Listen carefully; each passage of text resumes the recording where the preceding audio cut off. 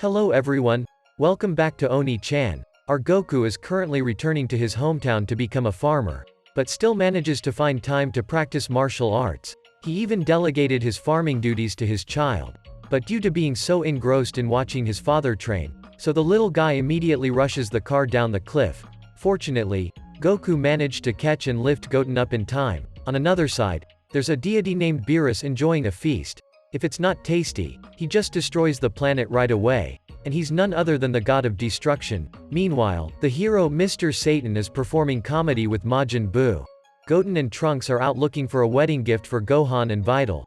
Coincidentally, they hear an old man advertising a spring that enhances skin beauty in their village, so both of them set out to find it. Just as they had collected the water, they were then attacked by a snake, but very quickly, the snake was chased away by the two kids. Finally, the two managed to collect the water and bring it as a gift to Vital. Even though she realized that this was just regular water, but Vital was very happy because of the two kids' heartfelt gesture. In the afternoon, Mr. Satan came to find Goku.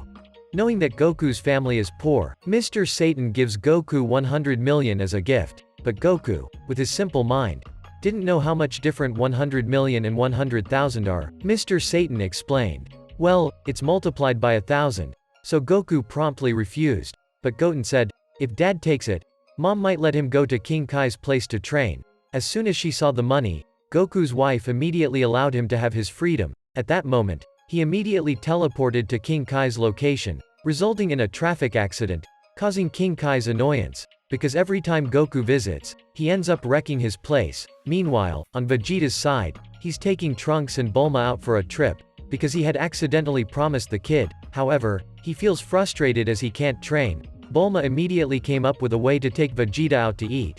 So Vegeta eagerly enjoys the meal. In the evening, when participating in the festival, he became annoyed again, because he knew Goku was still training and surpassing him. So Vegeta flew back home, on the side of the god of destruction and the angel at this moment. They are still searching for the dream character who could be a worthy opponent for Beerus.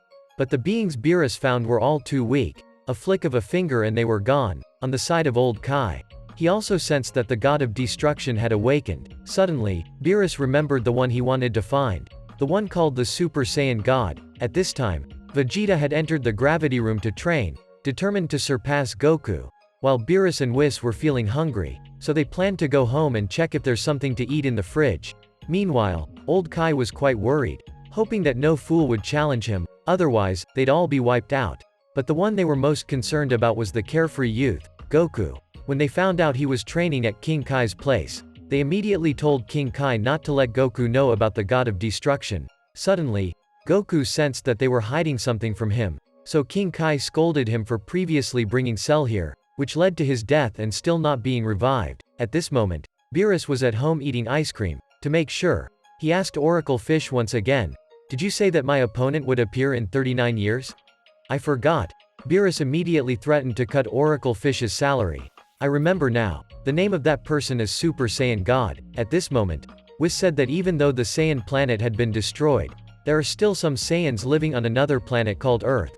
When he learned that someone named Goku had defeated Frieza, it surprised him, as Frieza had the most potential to fight against him. So Beerus decided to go to Earth, and he told Whis to prepare food to take along. On Bulma's side, she was organizing her own birthday party, so everyone had gathered to celebrate Bulma's birthday. But she got angry because those two idiots hadn't shown up yet. At this time, Goku suddenly remembered that today was Bulma's birthday. Suddenly, King Kai sensed that Beerus was coming this way, which made him worried, and he tried to find a way to get Goku to leave. But Goku still wanted to stay and train. At the party, Trunks had taken Goten to see the Dragon Balls that his mother had collected. Meanwhile, Vegeta had surpassed 150 times gravity. To him, this game was easy. Unexpectedly, Bulma called, asking why he hadn't arrived yet. Meanwhile, Goku was trying to block his own Kamehameha attack, causing King Kai to worry that Goku might continue to damage his place. At this moment, King Kai accidentally mentioned Beerus's name, which piqued Goku's curiosity and he asked, "Is he strong?" So King Kai had to explain, "He's an immensely powerful deity, oversees the destruction of this universe, so don't challenge him, got it?" As soon as King Kai sensed that Beerus had arrived, so he immediately hid Goku. Seeing King Kai scared, Goku wondered, "So that guy is the god of destruction, huh? Why couldn't I sense his energy? At this point, King Kai intended to bring out food to get this deity to leave early. But Beerus detected someone observing him, so Kaio had to call Goku out. Hoping he wouldn't do anything foolish, Beerus asked, "Do you know anything about the Super Saiyan God?" Goku replied, "I haven't heard of it." Beerus wondered, "Is it true that Goku defeated Frieza? Why do you look so weak?" So King Kai explained that he could increase his power by transforming. So Beerus decided to go to Earth to continue asking Vegeta. Unexpectedly, Goku proposed that he wanted to test his strength against Beerus, which made Beerus wonder if this guy was crazy. However, he agreed to fight with Goku. Goku became very excited and transformed into Super Saiyan level 1. However, he couldn't even make a single hair of Beerus fall. So he transformed into Super Saiyan level 2. Even though he was faster, he still couldn't land a hit. Beerus asked, "Are you hiding your power? Show it all." So Goku transformed into Super Saiyan level 3. Beerus said, "Much stronger now." At this point, he forced Beerus to use his hand to block the attacks. Despite this, Goku was still too weak. Beerus felt that playing around was enough. He ended the battle with just 2 moves, instantly rendering Goku unconscious. Beerus then left. At this moment, Vegeta had arrived at the party. King Kai immediately informed Vegeta, telling him that the god of destruction was coming to Earth, and even Goku had been defeated with just 2 moves. So he warned Vegeta not to provoke Beerus. Goku realized that the Earth was in danger, but with his current strength, he couldn't do much. While Vegeta was feeling anxious, Beerus arrived. This made Vegeta feel so pressured that he couldn't move. He then remembered when he was a child, seeing his father, the king of the Saiyan planet, being humiliated by Beerus. Beerus asked if Vegeta knew about the Super Saiyan God. But Vegeta had no idea. Suddenly, Bulma appeared, thinking that both were friends of her husband's, so she invited them to join the party, which made Vegeta even more worried. Hoping that nobody would provoke him, seeing Yamcha approaching, he slapped Beerus on the back, which frightened Vegeta.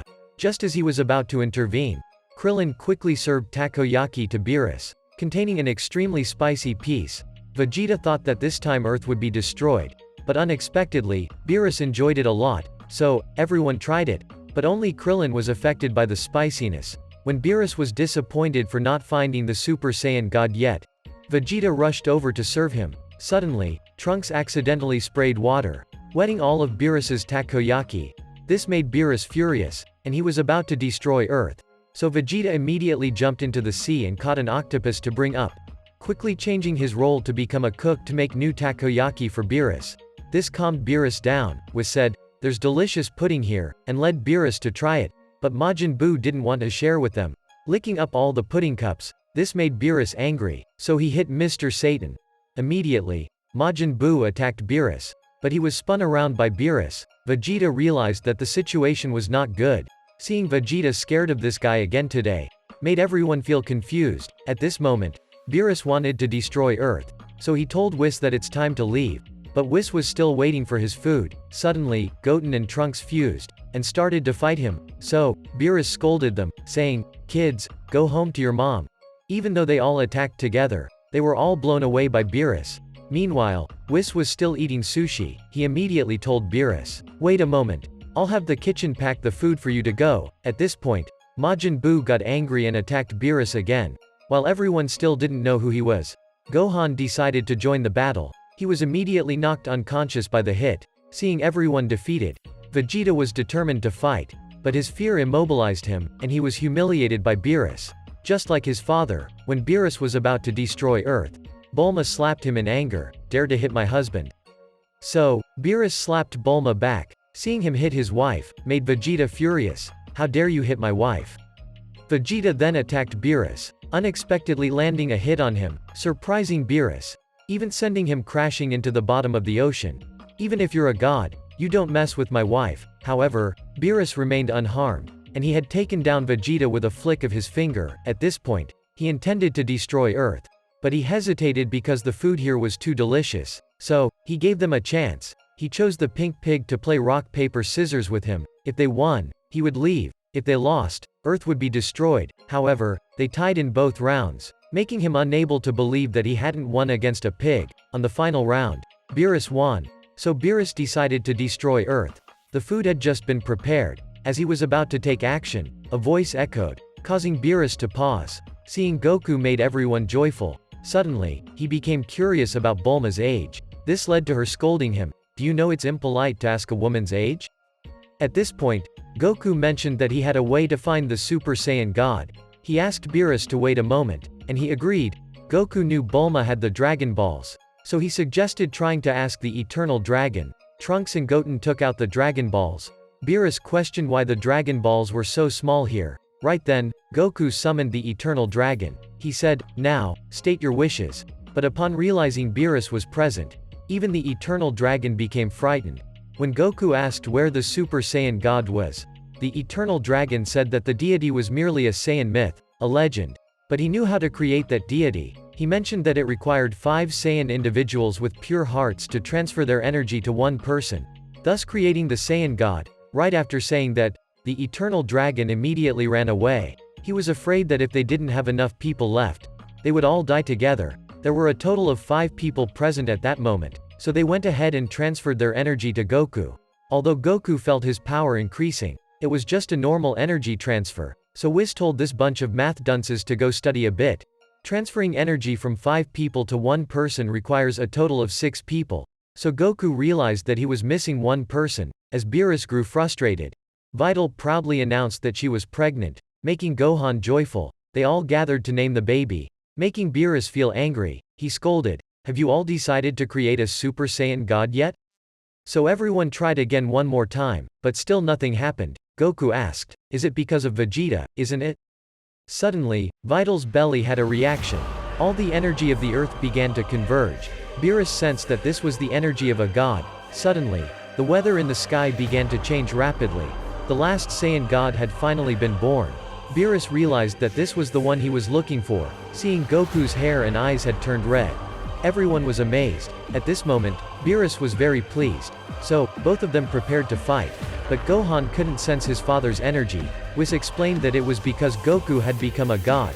Goku still wasn't accustomed to this new power. He attempted to use the Kamehameha, causing an earthquake. Beerus praised him and promised not to destroy Earth if Goku could defeat him.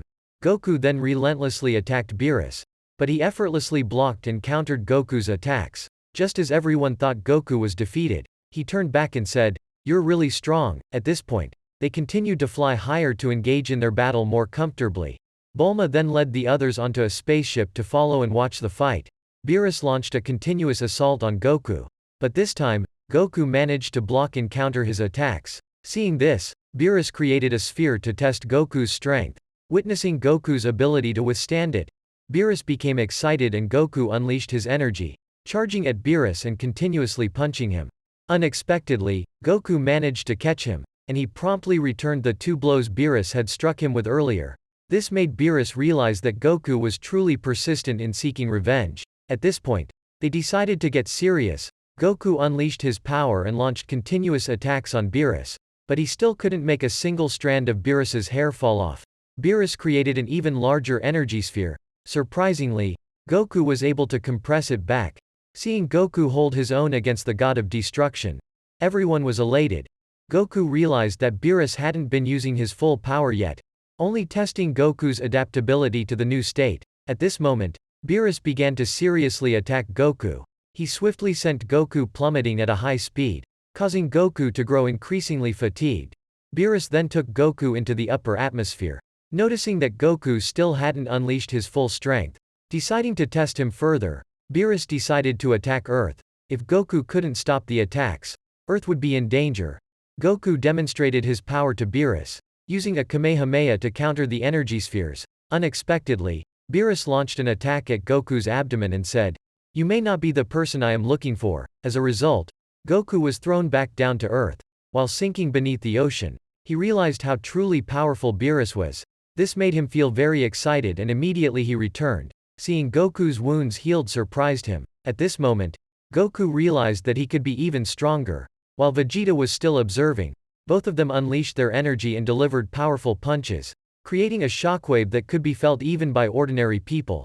Old Kai realized that if they continued fighting like this, both the human race and the planets around would be destroyed. So they immediately called and told them to stop. Therefore, they immediately communicated to both of them to stop. However, they were still engrossed in the battle and paid no attention to the warning. The shockwaves had caused damage to Bulma's spaceship, causing it to plummet. Fortunately, Whis intervened just in time to save them. While both Goku and Beerus continued their intense battle, Goku managed to inflict some injuries on Beerus. However, Beerus cautioned Goku not to underestimate the power of a deity. In response, Goku unleashed a Kamehameha to test his strength against Beerus. This led to an escalation in the power of the shockwaves. Just when they thought Goku would be overwhelmed, Goku refused to back down and unleashed his full power, causing the combined attack of both to be compressed. Even though Goku knew that Beerus was stronger than him, he still refused to give up and created an explosion. This made everyone on Earth think that the end had come. Surprisingly, they survived. Mr. Satan, thinking his imagined power had protected Earth. It turned out that Beerus had actually neutralized all the energy. Supreme Kai realized that the god of destruction hadn't yet unleashed his full power, which annoyed Goku, because he believed that if he had to use his full power against a Saiyan, it would be too humiliating. Nonetheless, they continued their battle, and this time Goku used his head to attack, causing Beerus pain and accusing him of cheating. Suddenly, Beerus recognized that Goku had reached his limit. At this moment, Goku had transformed back into a Super Saiyan, which Goku hadn't realized yet. Goku had surpassed his limits and was now capable of landing a hit on Beerus. Much to Beerus's surprise, he exclaimed, "Clearly, you're out of Super Saiyan God now." It wasn't until this moment that Goku realized this. The energy of the Super Saiyan God had merged with him. The two of them continued their intense battle, making both of them very happy. At this moment, both of them fiercely fought against each other, causing the earth to shake. Despite being continuously attacked by Beerus, even being struck by clone attacks, Goku continued to increase his power and fight back. He managed to turn the tables, sending Beerus flying out into space. As Goku started to grow weary, he realized that he had lost, and Beerus was determined to destroy Earth as that was the outcome predetermined by the battle. At this moment, Goku thought about everyone, so he immediately turned back and launched a Kamehameha wave. However, a massive energy sphere appeared, and Beerus used it to counter Goku's attack. Even though Goku had reached his limit, he still had to stop the energy sphere to protect the Earth. Ultimately, Goku was defeated. Vegeta quickly rushed over to support him. Everyone thought that this time the Earth would be destroyed. But surprisingly, Beerus missed his shot and fell asleep, leaving everyone bewildered and unable to comprehend what had just happened. Whis said, "He sleeps for a very long time. When he wakes up, he might forget about destroying Earth." He also thanked Goku for playing along with Beerus, so they returned. It turns out he was just pretending to be asleep because he no longer wanted to destroy Earth. Beerus was very surprised by Goku's strength. Even though in this battle, Beerus hadn't used his full power, in the end, Earth was safe.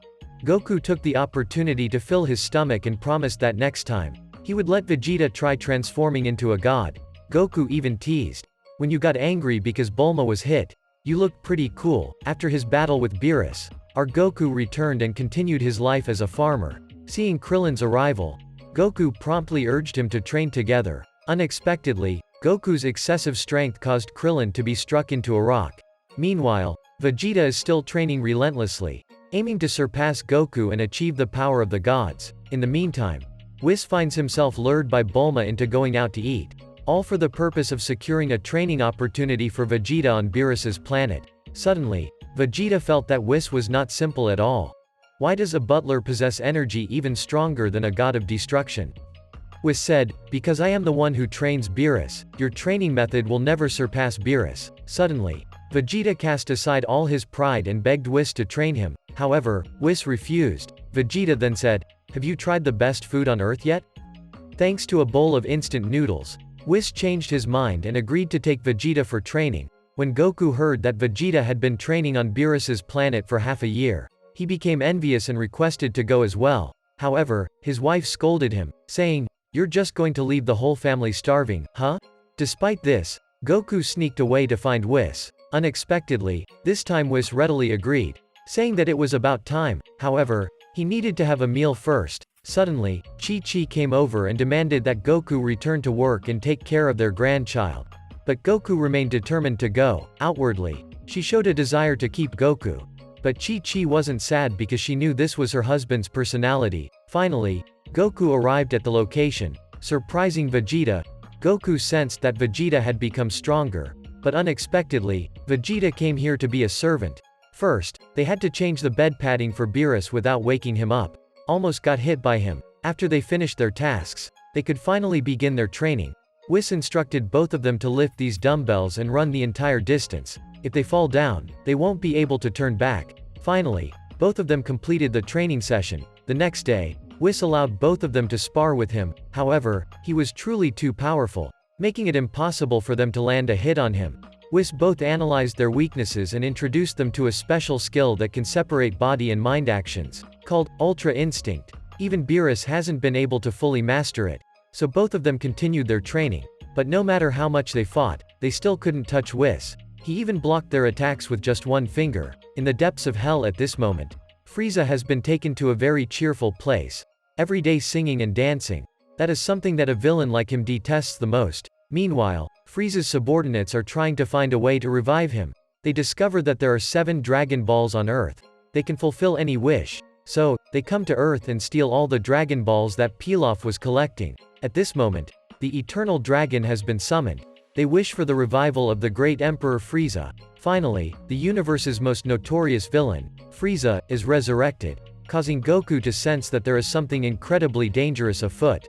The first thing he wants to do is seek revenge on Goku. However, upon learning that Goku defeated Majin Buu and even clashed with the God of Destruction, he realizes that his current strength is insufficient. Yet, being a prodigy who has never trained before, he decides to train for 4 months, to become an invincible deity. Meanwhile, Goku and Vegeta continue their training, honing their control over Ki. Suddenly, both of them sense a new wellspring of power surging within their bodies. Finally, Beerus also regains consciousness. He doesn't understand why Goku and Vegeta have come here, seeing both of them always craving more power. So, he asks, "Do you want to become the successors of the God of Destruction?" Finally, Frieza arrives on Earth, making everyone feel the dangerous energy emanating from him. 10,000 of Frieza's soldiers fill the sky, causing everyone to start feeling worried.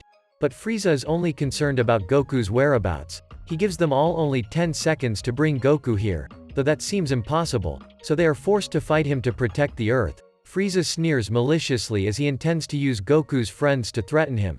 The entire group is being tormented by Frieza's henchmen, while Goku remains oblivious, training with Vegeta. Whis has transported them both to a separate dimension for training in Ki control. Here, they start to sense the Ki of the gods. Meanwhile, Gohan continues battling Frieza's commander and manages to defeat him, driving Frieza further into madness. As he recalls being defeated by Goku, when he's about to finish off Gohan, Piccolo steps in to shield his disciple, seeing his master Piccolo fall before him, making Gohan feel helpless. While Goku and Vegeta are being chased and attacked by Beerus, because they dared to eat all of his pizza, Whis receives Bulma's urgent message. She urgently requests to bring Goku and Vegeta back, because Frieza has come back to life, causing Goku and Vegeta to become worried.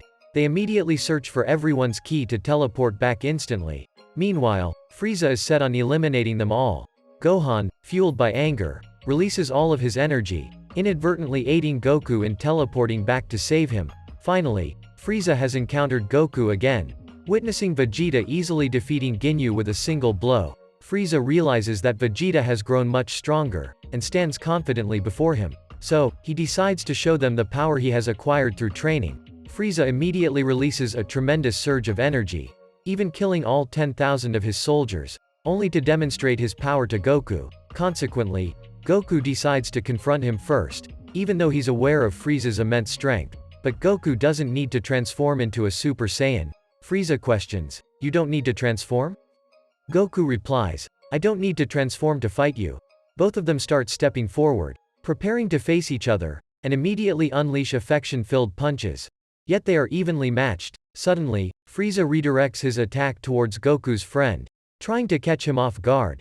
Though he's a cunning individual, Goku still hasn't unleashed his full strength. This irritates Vegeta, as Goku isn't taking the fight seriously, prompting him to charge continuously at Goku.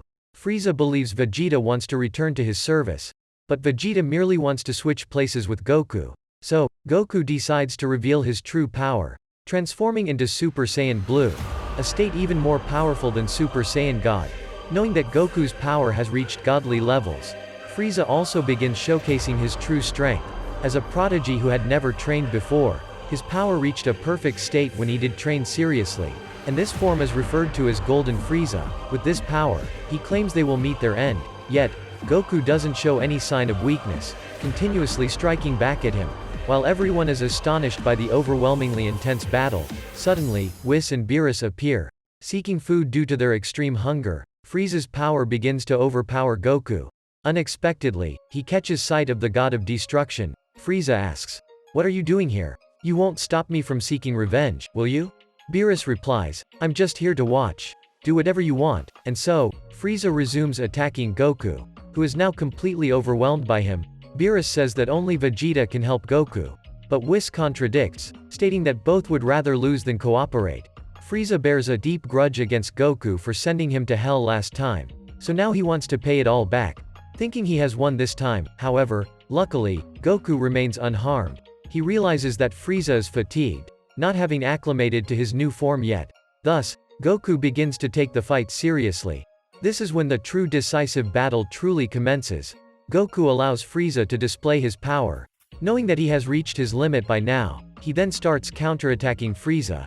It turns out that since the beginning of the fight, Goku had already discovered his weakness was stamina. Thinking he has won, Goku drops his guard, only to be ambushed from behind. This is another cunning plan of Frieza's, as he's about to fulfill his desire for revenge. Vegeta intervenes, preventing him. "This time, it's my turn to fight you." Whis had once mentioned that Goku's weakness was his carefree nature, but he still never learns to be cautious. Fortunately, it's thanks to the Senzu beans that Goku survives. Frieza questions, "What right do you have to fight me?" Unexpectedly, Vegeta unleashes his power, revealing that he too has reached godly levels. This state is a result of Vegeta's own training. At this point, Frieza is completely defenseless, and loses his Golden Frieza form. Suddenly, he shifts his focus to destroying Earth, putting humanity in grave danger. Only Goku's group near Whis remains safe. While Goku is blaming himself for his helplessness, Whis reveals that he can turn back time by 3 minutes. Goku has only one chance to save Earth. When time is reversed, Goku transforms, unleashing a powerful Kamehameha on Frieza, sending him back to hell. Finally, Earth is safe, and Bulma organizes a celebratory feast for everyone. As for Frieza, he continues to be tormented by the adorable angels. Afterward, both Goku and Vegeta return to Beerus's planet to continue their training. They have to wear heavy gravity suits and perform over 50,000 gravity-enhanced push-ups. Suddenly, another god of destruction arrives. Inquiring about Beerus's well-being, this new arrival is Champa, Beerus's twin brother from Universe 6. Whis explains that there are a total of 12 universes, with their current universe being Universe 7. Champa shows off the best boiled egg from Universe 6. But Beerus finds it unremarkable and offers the finest earthly delicacy, instant noodles, to his brother. This surprises Champa. He immediately instructs the angel Vados, who is Whis' sister, to investigate whether Universe 6 has an Earth. Unfortunately, Earth in Universe 6 was destroyed in a war, which frustrates Champa. He then challenges Beerus to a fight. But Whis intervenes, warning that if two gods of destruction battle, both universes will be annihilated. Champa proposes an alternative, selecting 5 warriors each for a tournament. The prize will be the 7 Super Dragon Balls. They are even more powerful than the normal Dragon Balls of Planet Namek and come with no limitations on wishes. This news excites Goku and Vegeta tremendously. However, Champa has only managed to find 6 of the Super Dragon Balls so far. Goku suggests that Bulma might be able to assist in finding the 7th Dragon Ball. So, he schedules the battle to commence 1 week later. Beerus has great confidence in Goku's strength, while Champa finds him too lackadaisical. Champa is unaware of the extremely heavy gravity suits Goku is wearing, which weigh over 1,000 tons. At this point, Champa has selected the tournament venue and displayed the 6 enormous Super Dragon Balls, each the size of an entire planet. He constructs a fighting stage from the toughest material in the universe. Everyone has returned to Earth to consult with the Eternal Dragon about the location of the final Super Dragon Ball. Upon seeing Beerus, the Eternal Dragon immediately becomes fearful. But his power cannot locate the Dragon Ball in other universes. They must find another way. That night, Beerus reveals to Goku that the strongest fighter in Universe 7 is named Monaka, with Goku ranking 2nd. This immediately excites Goku and makes him eager to try battling him. However, he is scolded by Beerus and told to focus on the tournament instead. So, the next morning, Goku sets out to find 2 more team members. His first choice is Majin Buu, and the other is Piccolo. Upon arriving, he finds Gohan in training. Eventually, Piccolo agrees to participate. Finally, Bulma successfully constructs a radar to locate the Super Dragon Balls. With 3 days left until the tournament, Goku suggests to Vegeta that they train together in the hyperbolic time chamber, where 3 years inside translate to 3 days outside. At this point, both Goku and Vegeta are extremely excited to compete against Universe 6. Finally, the time has come. Whis provides a spaceship for everyone to travel and watch this tournament. Only Goku and Vegeta are yet to arrive. At this moment, both of them have arrived with full beards on their faces. Bulma scolds them to go take a shower. They depart and eventually pick up Monaka, the strongest fighter of Universe 7. Goku challenges Monaka to a match. Even though Beerus forbids touching him, Vegeta and Piccolo, on the other hand, doubt Monaka's strength. Suddenly, Goku throws a punch despite Beerus's instructions not to touch him. Finally, they arrive at the tournament venue. The two gods of destruction mock each other. Even Supreme Kai arrives to watch. At this point, everyone also assesses their opponents. They realize that there is an individual resembling Frieza, an individual emanating a powerful hostile aura. Even a Saiyan is present, which makes Vegeta wonder. Despite Universe 6 and 7 being twin universes, there are significant differences. Saiyans from Universe 6 live well, but they are too weak. Finally, the match is about to begin. With the arena enclosed by a sturdy barrier, the first contestant to enter the arena is Goku, who is set to face the bear-like opponent. The opponent uses his body to overpower Goku continuously, but Goku maintains his traditional fighting style and doesn't go all out from the beginning. This leads Universe 6 to believe that Goku is just a reckless fighter without much threat. Goku attempts a Kamehameha, but it doesn't even make a single strand of his hair fall. Goku realizes that his opponent can absorb all forms of attack, prompting him to change tactics. If striking doesn't work, then he'll throw. This strategy causes his opponent to be thrown off the arena and lose the match, infuriating Champa, who curses Universe 7. Goku's next opponent is Frost, who bears a striking resemblance to Frieza from Universe 7. However, he appears to be very friendly, completely different from the dangerous Frieza. Goku tells him to transform, and Frost releases his power, claiming it's his final form.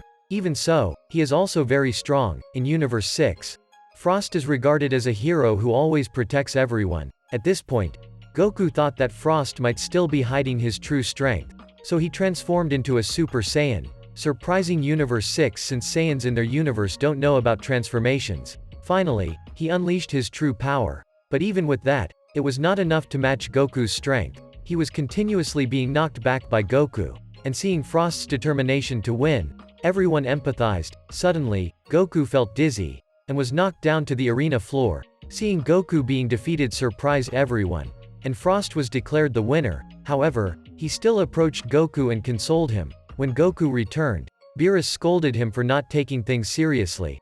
This made Beerus begin to worry.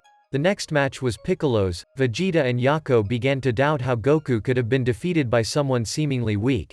At this point, Piccolo started gathering energy, preparing to use his special beam cannon. So he continuously obstructed Piccolo, causing him to get injured. Piccolo then used the shadow clone technique from Naruto to distract him. Unexpectedly, the opponent managed to break through it. Piccolo then attempted to immobilize him with Luffy's rubbery arm technique. Suddenly, he found himself in a situation similar to Goku, getting dizzy and eventually being defeated by the opponent's strike. Thus, Frost claimed victory. Yako suddenly stepped in and accused Frost of cheating. It turned out that Frost had concealed a weapon in his hand, leading the referee to disqualify him. It turned out that he was also a cunning individual, no different from Frieza. Despite Champa wanting to deal with the despicable guy himself and save face, Vegeta stepped up and wanted to fight him. He said he hadn't yet revealed his trump card, so Vegeta transformed into a Super Saiyan and with just one blow sent him out of the arena. Vegeta won, so Goku was allowed back into the fight. However, Goku only wanted to spar with Monaka. Beerus continuously prevented him, saying that Monaka is very dangerous. While waiting for an additional protective layer for the arena, Frost attempted to steal the cube and escape. Unexpectedly, he encountered Hit, a legendary assassin from Universe 6. Hit attacked him without him realizing it, catching him off guard. Meanwhile, Vegeta's fight continued as he faced off against a robotic opponent who possessed immense strength and speed, because inside his body, it was entirely magma. This opponent unleashed fire to overpower Vegeta. even though he had transformed into a Super Saiyan. However, Vegeta began to feel intense heat and discomfort, which originated from his opponent's body. This made it difficult for Vegeta to fight comfortably. At one point, it seemed like Vegeta had been eliminated, but he managed to stand on a piece of the shattered arena. Realizing his pride had been saved by this lucky break, Vegeta unleashed his full power, breaking through the protective barrier and causing debris to scatter everywhere. He then delivered a decisive blow to his opponent. Even though he released all of his energy, he still couldn't stand firm. In the end, Vegeta emerged victorious. At this moment, both Goku and Vegeta were focused on a fighter from Universe 6. Meanwhile, Whis and Vados were repairing the arena, even expanding it significantly. Vegeta's next opponent was Cabba, a Saiyan warrior. Vegeta was looking forward to this match. Both of them continuously engaged in a fierce struggle. Suddenly, Vegeta asked Cabba to transform into a Super Saiyan. But Cabba didn't know how to do it. Instead, he asked Vegeta to teach him. This frustrated Vegeta. Surprisingly, a Saiyan like him turned out to be so weak. Vegeta kept attacking Cabba relentlessly, making everyone perceive him as a villain. Vegeta then threatened, "After this battle, I will destroy your planet. I'll wipe out your entire tribe." This provoked Cabba's anger, causing him to unleash his hidden power. He successfully transformed into a Super Saiyan, pushing Vegeta back and astonishing everyone. Is this the Saiyan's rage? However, Vegeta remained content and said, "You've learned now, never forget this feeling." Cabba realized that Vegeta was teaching him. At that moment, Vegeta revealed his current strongest form to Cabba, even catching the attention of Hit. With just one punch, Vegeta defeated Cabba.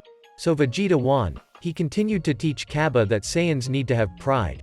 So Cabba also sees him as his master. Finally, the strongest fighter of Universe 6 stepped onto the stage.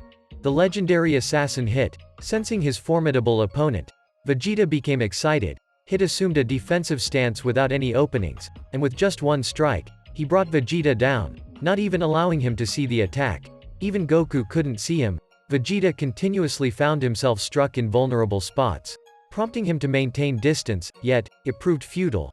Vegeta kept thinking, trying to find his opponent's secret. Unable to figure it out, he decided to directly launch an attack. Unexpectedly, he was easily defeated by his opponent, leaving everyone surprised. Even Vegeta lost.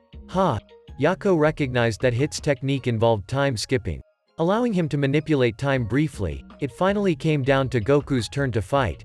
Beerus started worrying for Goku. Whis asked, "Isn't Monaka still around?" Surprisingly, Monaka was just a regular person Beerus brought in to motivate Goku. Goku stunned everyone by not immediately transforming, intending to prolong the fight.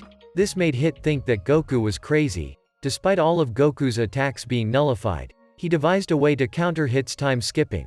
It turns out Hit can freeze time for 0.1 second, so Goku had predicted his attack in advance.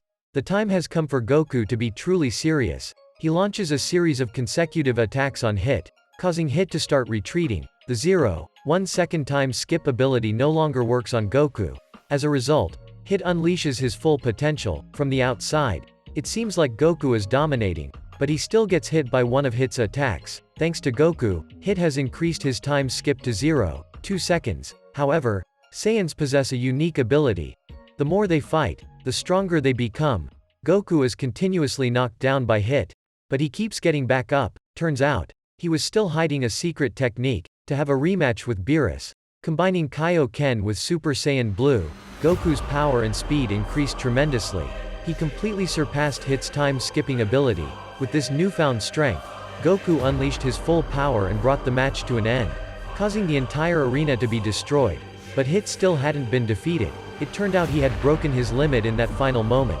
Both fighters acknowledged each other's strength and quickly resumed their battle stances. However, Champa realized Goku had reached his limit.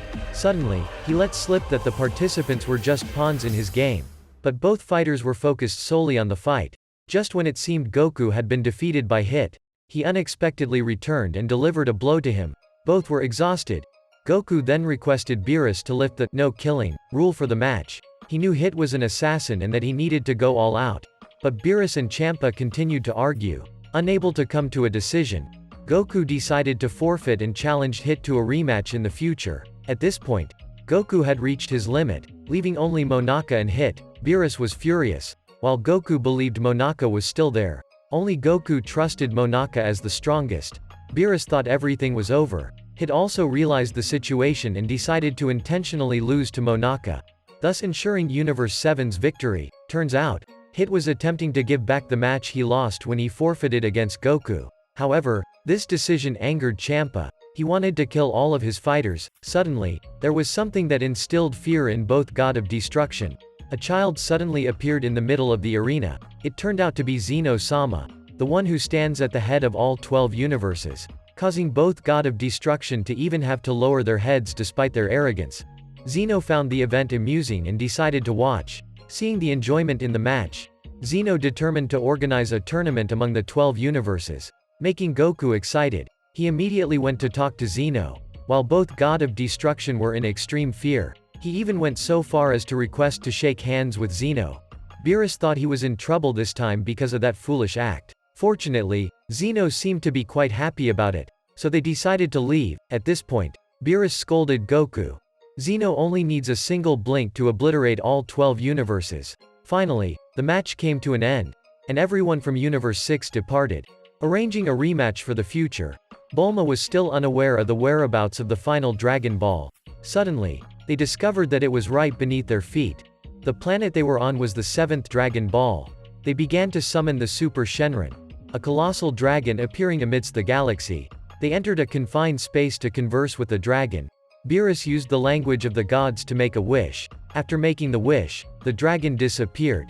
The Goku group was curious about the wish, while Vados sensed that something had changed. The Earth of Universe 6 had been restored. Ultimately, Goku's group returned to their own Earth.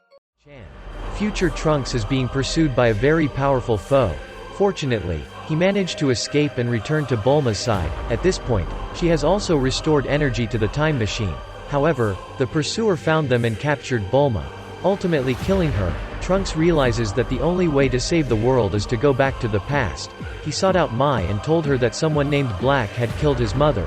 Meanwhile, Goku is on Beerus's planet, cooking noodles. Goku questioned, "Why are you so afraid when encountering Zeno-sama?" Beerus replied, "Because he is the most powerful being in the universe. A single snap of his fingers can make the entire universe disappear." On this side, Trunks and Mai were searching for the time machine to return to the past, but they were once again discovered by Black. Trunks is not a match for him. Mai immediately ran up to block Black, and she ended up being dealt with by him as well. This made Trunks very angry. The figure of the person started to appear. It turns out he is Black Goku. Black said, "You are the last Saiyan, aren't you?" Trunks then transformed into a Super Saiyan and attacked him. But Black Goku was still stronger. When he was about to finish Trunks off, Trunks found a way to escape. At this point, Trunks had started up the time machine and had to quickly depart before Black Goku could locate him. Fortunately, Trunks managed to escape in time and return to the past. Little Trunks immediately ran to see what was inside and realized that this time machine belonged to his mother. So, they informed Bulma about it. Seeing that future Trunks was in a weakened state, Bulma immediately went to inform Vegeta. Meanwhile, Mai's group thought, could this be his older brother? Because he looked very much like Trunks. However, due to the vast distance from Earth, Goku couldn't sense their ki to teleport back. So, they instructed young Trunks to transform into a Super Saiyan to help Goku sense their ki, and he brought everyone back to Earth. Goku continued to teleport to Korin's place to get some Senzu beans, which helped future Trunks recover. Suddenly, as soon as he saw Goku, Trunks immediately launched an attack on him. This left everyone puzzled, wondering why he was attacking Goku, and Bulma promptly slapped Trunks in the face, which helped Trunks calm down. As soon as he saw Bulma, Trunks became very happy. Beerus and Whis also realized that he came from the future. Mai's group, on the other hand, remained curious, thinking that Vegeta and Bulma had their own child. So Bulma had to explain that this was the future Trunks. But Whis pointed out that time travel was a very serious offense, because it could alter the fate of an entire planet. So Bulma quickly resorted to bribing Beerus with sausages. Trunks began to recount that the enemy in the future was none other than Black Goku. He had an appearance identical to Goku's, therefore, Vegeta decided that he would go to the future and defeat him. Meanwhile, Goku wanted to spar with Trunks, to see just how strong this Black was. Both of them transformed into Super Saiyans, causing everything around them to tremble. So, Bulma quickly created a protective barrier to allow both of them to fight without any worries, and Goku showed Trunks the Super Saiyan 3 transformation. Goku could easily bring him down with just one strike. But Trunks insisted that Black was still stronger. Suddenly, the space around them was split in half. Black Goku appeared in front of them and said, "At last, I've encountered you again, Son Goku." So Goku flew up to confront him. He instantly attacked, causing Goku to crash into a wall. But Goku remained unfazed, so he transformed into a Super Saiyan and engaged in battle with Black. This excited Black, and he said, "So this is your power, Son Goku?" He then released more ki and continued to attack Goku. Everyone felt that Black was constantly getting stronger. With just a few strikes, he was punching and countering Goku. Goku continued his assault. However, he still managed to send Goku flying with a kick. Goku immediately turned around and counterattacked him. Suddenly, he was being pulled out of this world. So, Black immediately destroyed Trunks' time machine before being pulled back. At this point, Black was severely wounded, but he had sensed Goku's fighting style. On the other side, Trunks was feeling desperate, because the time machine had been destroyed. So he couldn't return for revenge anymore.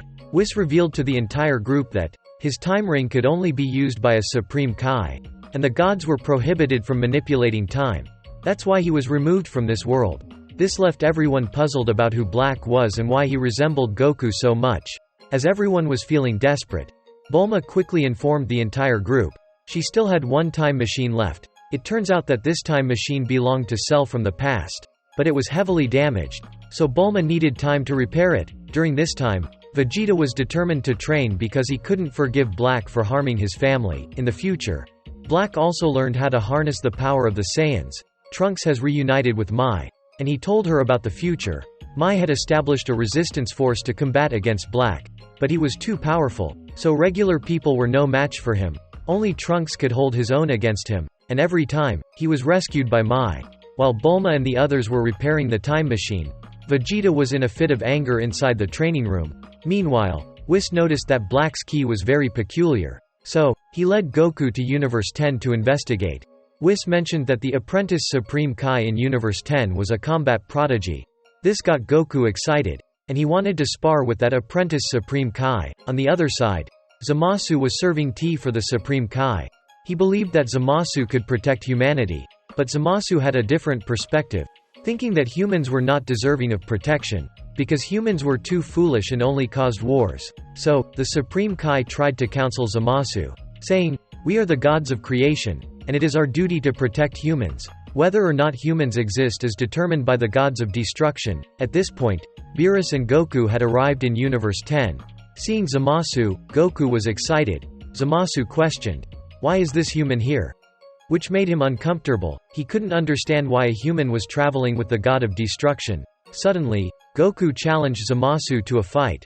But Beerus continuously intervened. Because they came here to inspect the time ring of Universe 10. So the Supreme Kai promptly took out the time ring and showed it to Beerus. They glanced at it briefly and said there was no issue, while Goku was trying to persuade Zamasu to fight him. So, the Supreme Kai said, "You go ahead and fight him," but the Supreme Kai cautioned, "Remember, you must go easy on him." Goku replied, "No, there's no need to go easy on me."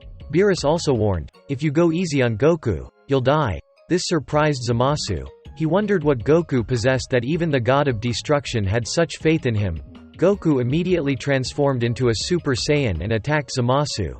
But he was easily blocked. At this point, Whis and Goku felt that his ki was very similar to Black's. So, he was knocked out by Goku with just one punch. As a result, Zamasu was defeated. This took him by surprise, as he didn't expect to encounter such a powerful human, since they didn't uncover anything significant at the moment. Beerus decided to leave, however, they soon realized that Black was indeed Zamasu. Trunks, on the other hand, was still haunted by the memory of Black. Suddenly, Goku and Beerus safely landed and returned. They began to inform everyone about Zamasu, but they couldn't understand how Zamasu could resemble Goku. Meanwhile, Supreme Kai had taken Zamasu to a primitive tribe, to explain to him about the time ring. It can alter history, but it's forbidden, and only Supreme Kai can use it, while Zamasu is just an apprentice. So, he lent Zamasu his earring, to experiment with the time ring. On Vegeta's side, he was training Trunks, when he saw him transform into Super Saiyan Blue, which left Trunks surprised. So, Vegeta started attacking Trunks. He easily defeated Trunks, because he realized that Trunks was relying too much on him. So, he helped Trunks understand and regain his confidence. Meanwhile, Beerus was waiting for his meal. Suddenly, Zeno-sama called, which left Beerus absolutely terrified. Zeno said he wanted to meet Goku. So, he immediately called Goku over, and he admonished, "Don't do anything foolish with Zeno-sama, do you hear me?" Before leaving, he also instructed Whis to protect the Supreme Kai. Because if the Supreme Kai dies, the god of destruction will also disappear. At this moment, the Supreme Kai had teleported Goku and Whis to Zeno's palace. The Grand Minister came out to welcome them. Goku noticed that this short man seemed very powerful. Whis said, "He's one of the top 5 strongest beings in the universe. To even me, he's just a flick away from defeat." Finally, Goku met Zeno. Zeno happily expressed his desire to be friends with Goku.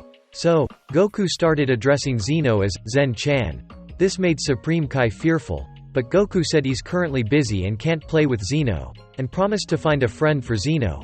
So, Zeno gave him a button. It could help summon Zeno at any time. At this moment, Supreme Kai was still trying to convince Zamasu to believe in humans, but he continued to follow his own ideals, because Zamasu believed that gods are absolute. At this moment, Bulma had finished repairing the time machine, so Trunks immediately took Goku and Vegeta to the future. However, they were taken by surprise as they arrived, and someone attacked Goku.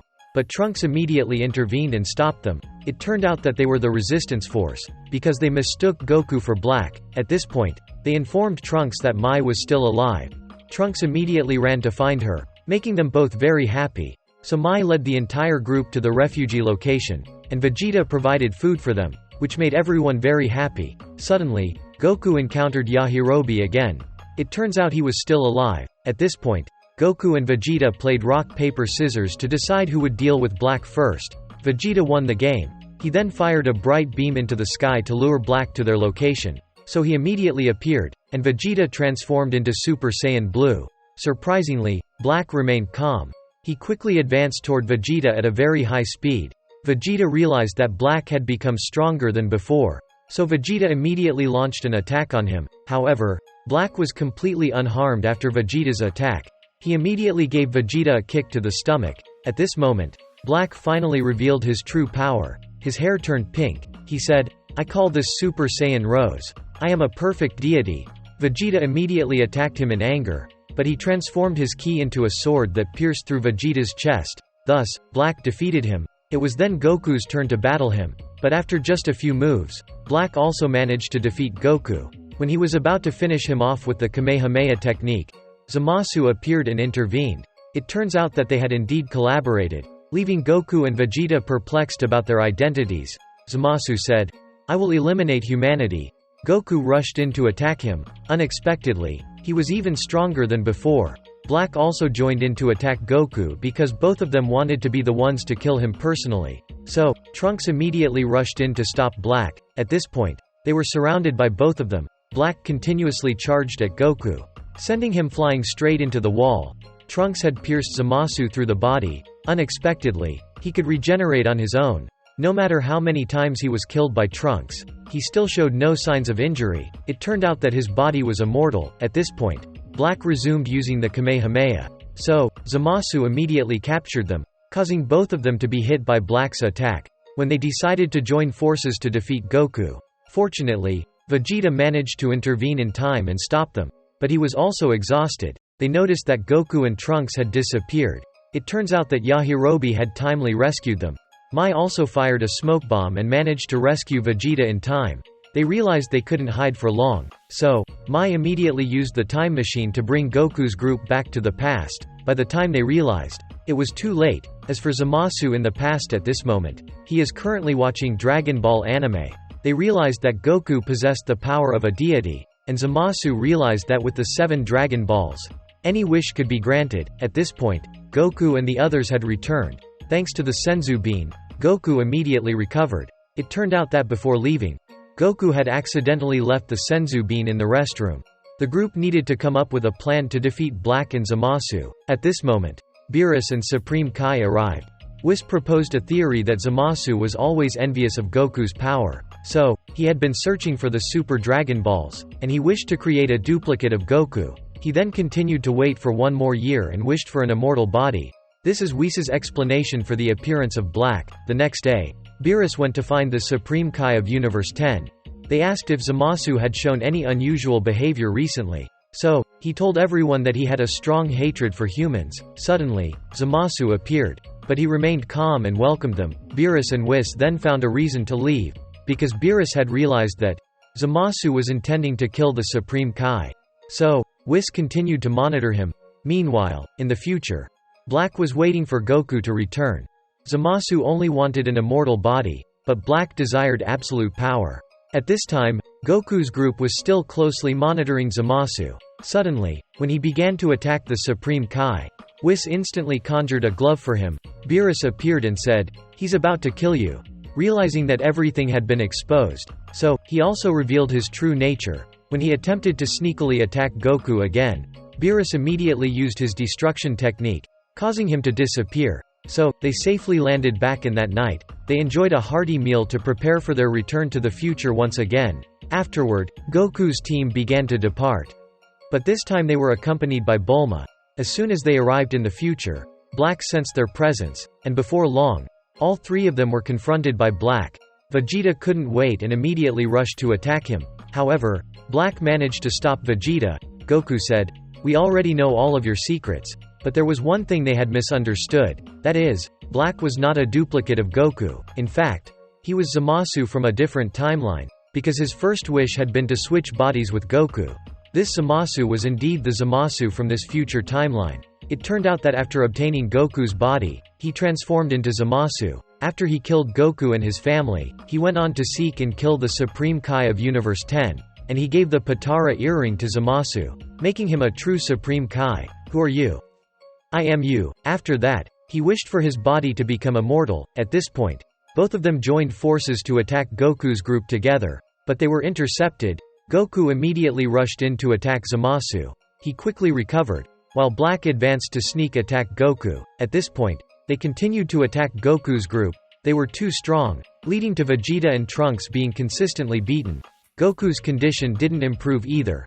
Black thrust his energy-infused sword through Zamasu and Goku. He realized that Black had killed his wife and child. So, Goku became truly furious. "I won't spare you." He immediately went to attack and knock Black away, and continuously attacked Zamasu. At this point, Goku had gained the upper hand. He thought they had defeated Black. Surprisingly, Black still had the strength to retaliate against him. He used his energy-infused sword to attack Goku, which made him fall down. So, they continued to attack Vegeta and Trunks. They said, "We will eradicate humanity and create a perfect world ruled by gods." This made Trunks furious, and he unleashed all his power, breaking through his limits and achieving a new form, Super Saiyan Rage. Trunks immediately went on a frenzied attack against Black. Even when they teamed up, Trunks was able to block their attacks. At this moment, Black had finally unleashed his true power, and immediately teamed up with Zamasu to knock Trunks away. But he still managed to get up, keeping them at bay so Goku and Vegeta could escape. So, Vegeta had to lift Goku onto the time machine and depart.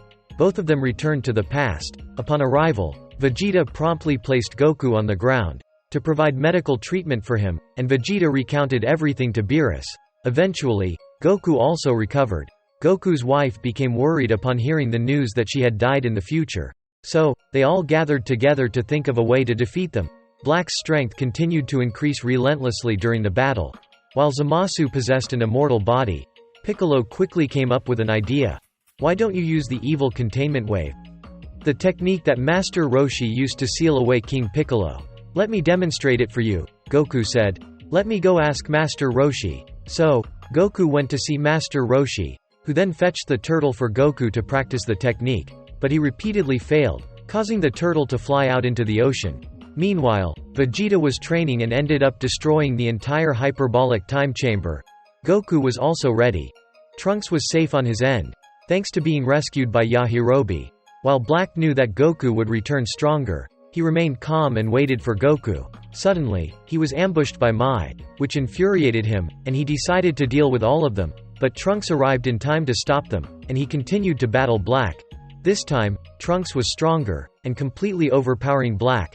Trunks defeated him and even destroyed the entire mountain. When he was about to turn his attention to Zamasu, it was Zamasu's turn to attack Trunks, but Trunks managed to capture him. When he was about to deal with Zamasu, Black ambushed him and defeated him. Luckily, Goku's team returned in time, and this time, they immediately destroyed Goku's team's time machine. Vegeta confidently stated, "We won't be going back anymore." Unexpectedly, Goku left behind the evil containment wave jar on the spaceship.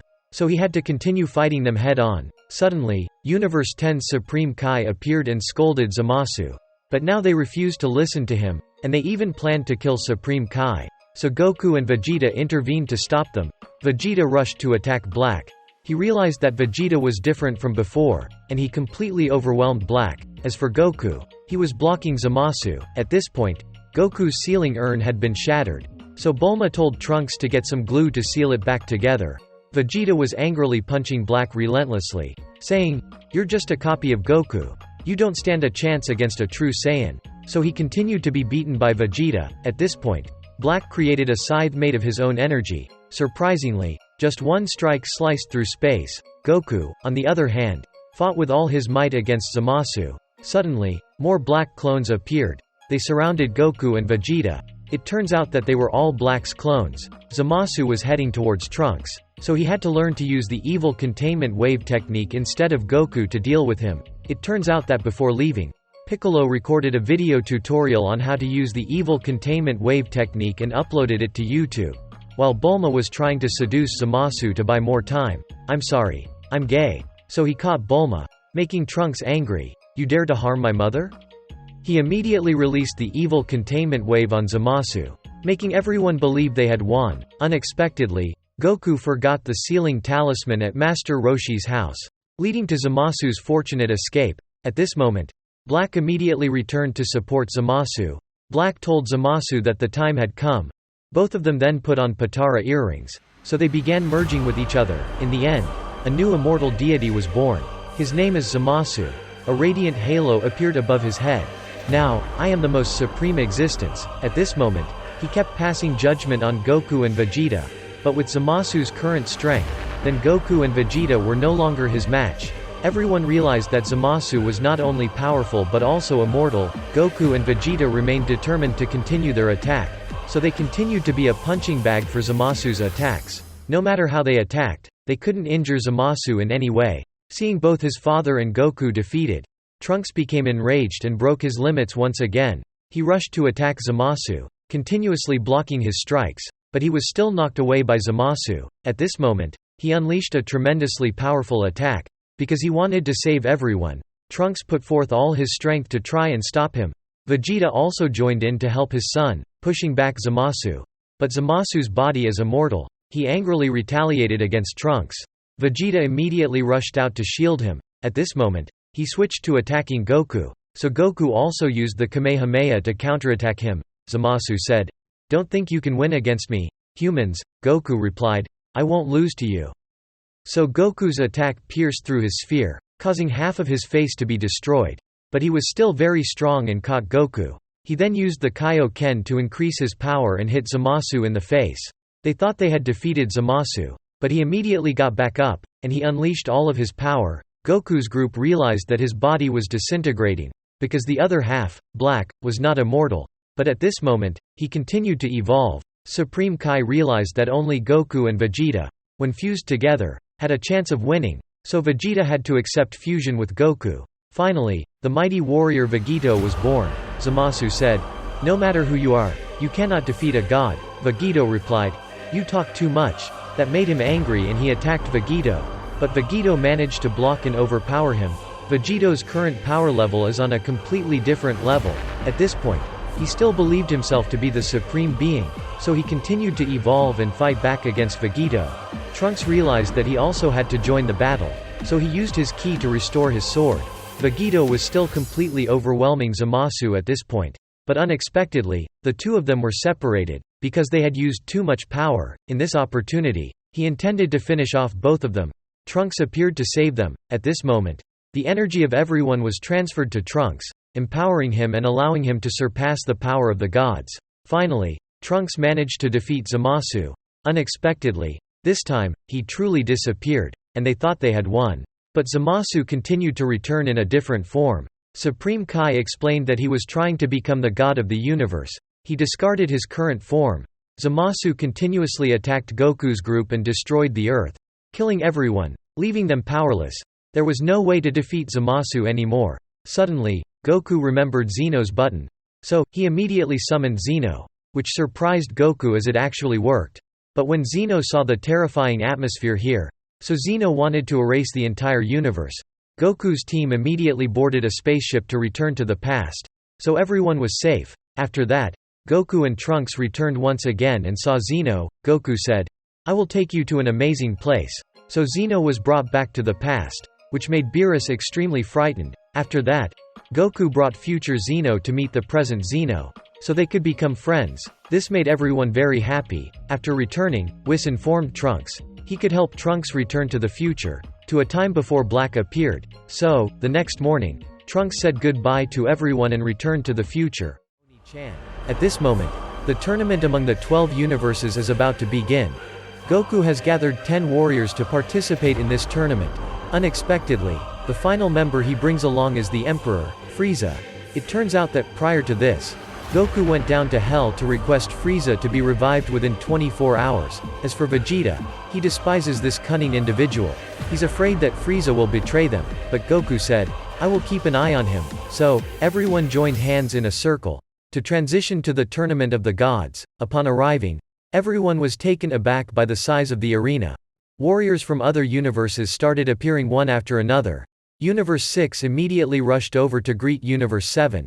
At this moment, Frieza and Frost have come face to face. Meanwhile, Cabba brought along 2 other female Saiyans, named Caulifla and Kale. But Caulifla, on the other hand, was very arrogant, declaring, "I will be the strongest in the 12 universes." At this moment, Daishinkan proceeded to introduce the 12 universes one by one. Suddenly, when Universe 11 made its appearance, Goku immediately sensed an immensely powerful energy, and they were no different from the 5 superhero siblings. Seeing all the opponents from the 12 universes making Goku feel extremely exhilarated, Daishinkan begins to explain the tournament rules. All 12 universes will compete simultaneously. Those who fall off the arena will be eliminated. They cannot fly unless they possess wings. The universe that loses will be erased by Zeno-sama. Finally, the Tournament of Strength officially commences. All the warriors are ready to engage in combat with each other. Even though Beerus insisted on teamwork, but they still refuse to listen. They start hunting down the powerful ones, leaving Gohan's group surrounded. Meanwhile, Goku is targeting Jiren, the strongest individual of Universe 11. No one dares to confront him. Suddenly, Goku is captured by a green-skinned figure. When he's about to remove Goku from the battle, he immediately transforms into a Super Saiyan. So Goku remains safe. Unexpectedly, Goku continues to be surrounded by Universe 9. These 3 wolves keep attacking him relentlessly. There's one using poison, so Goku had to envelop his body with ki. These 3 wolves keep moving to encircle Goku. Seeing Goku being bitten by these dogs, Vegeta immediately comes to his aid. They decide to attack both of them together. Vegeta steps forward first, but gets overwhelmed by the coordinated efforts of these 2. Meanwhile, Goku is confronted by all 4 of them. They know Goku and Vegeta are the strongest in Universe 7. If they defeat them, Universe 7 is sure to fall. But they have underestimated Goku and Vegeta. Both of them transform into Super Saiyans and swiftly dispatch these foes. And so, Universe 9 is left with only 3 wolves remaining. They keep lunging at Goku, but are countered by the coordinated effort of Goku and Vegeta, sending them flying away. Universe 9 realizes all their warriors have been eliminated. As per the rules, Zeno will erase their universe. In the end, Universe 9 is completely wiped out, making all the warriors realize the need to give their utmost in this match. Seeing Hit advancing towards him, Vegeta rushes in to attack. Suddenly, he's blocked by this stout bear-like opponent. As Vegeta was about to throw him off the arena, the Metallic Man runs over to ambush Vegeta. On the side, Android 18 and Krillin are fighting against a fox-like opponent. Krillin decides to face him alone and says, "You dare to attack my wife?" Realizing that the foe is locating him through scent, Krillin promptly shoves his stinky shoe in the opponent's face and sends him flying with a Kamehameha technique. Unexpectedly, Frost attacked Krillin by surprise, causing him to be eliminated. Afraid of retaliation from Android 18, he quickly flees. The battle time is now down to 43 minutes. Meanwhile, Vegeta is still under attack by these 2 individuals. Suddenly, Cabba arrives and wants to challenge them. At the same time, Kale is captured by the 2 opponents. They throw her off the arena. But fortunately, Caulifla manages to catch her. "How dare you mess with my little sister?" Caulifla instantly transforms into a Super Saiyan to deal with these guys and send them home early. Caulifla knows that Kale hasn't fully tapped into her true power yet, so they decide to team up and fight Goku together. At this point, Caulifla tells Goku to show her how to turn into the blue form. However, Goku says this state is too advanced for them. So, Caulifla proceeds to demonstrate her abilities to Goku.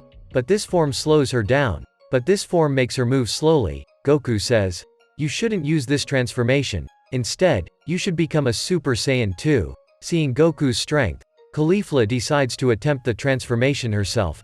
Unexpectedly, she easily achieves Super Saiyan 2. At this moment, both of them are enjoying the battle immensely. Seeing Caulifla joyfully fighting Goku while neglecting Kale, causing Kale to start getting angry, immediately releasing an immense green-hued energy blast and transforming into a female version of Brawly. With just one strike, she forces Goku to step back, surprising him. Vegeta warns Goku to be cautious, because this could be the power of the legendary Saiyan. Kale aggressively attacks Goku, making it impossible for him to escape. Therefore, Goku decides to go all out and transforms into Super Saiyan Blue. Surprisingly, even the powerful Kamehameha technique couldn't stop her. At this point, Kale has completely lost control, attacking everyone in the arena. Jiren decides to intervene and with a single blow, he eliminates Kale, restoring her to normal. Hit recognizes the immense strength of this opponent.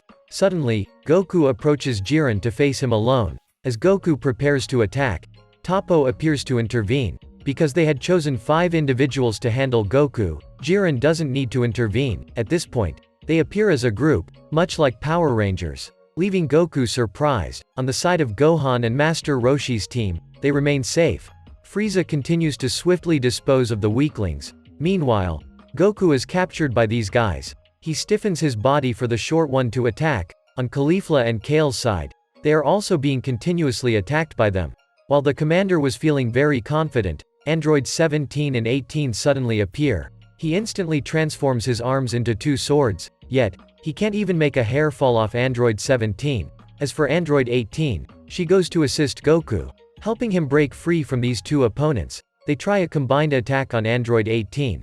But with just one hand, she effortlessly lifts one of them and throws them out of the arena. The commander realizes things aren't going well, so he regroups with the other 2. They create a barrier to capture Caulifla and Kale in between. He intends to deal with Caulifla and Kale first. At this moment, Caulifla is determined to protect Kale. Seeing her sister being oppressed, Kale's anger builds up again, transforming into a Super Saiyan once more. But this time, she is more composed, and has controlled her power, so both of them cooperated to blow away these guys. And thus, Universe 11 has lost another 4 members. Kale is also exhausted by now. However, Goku decides to let them retreat and recover to fight again. At the moment, Vegeta is battling with an overweight fighter from Universe 2. Both Goku and Android 17 are also under attack. The God of Destruction from Universe 2 claims they are warriors of love. She thought she could defeat Android 17, but Android 17 released an energy barrier in defense, causing her unable to attack him, and she was kicked out by Android 17. Unexpectedly, they had a member who could fly, so they immediately returned to fight against Android 17. Android 18 walks over and asks, "Do you need help?"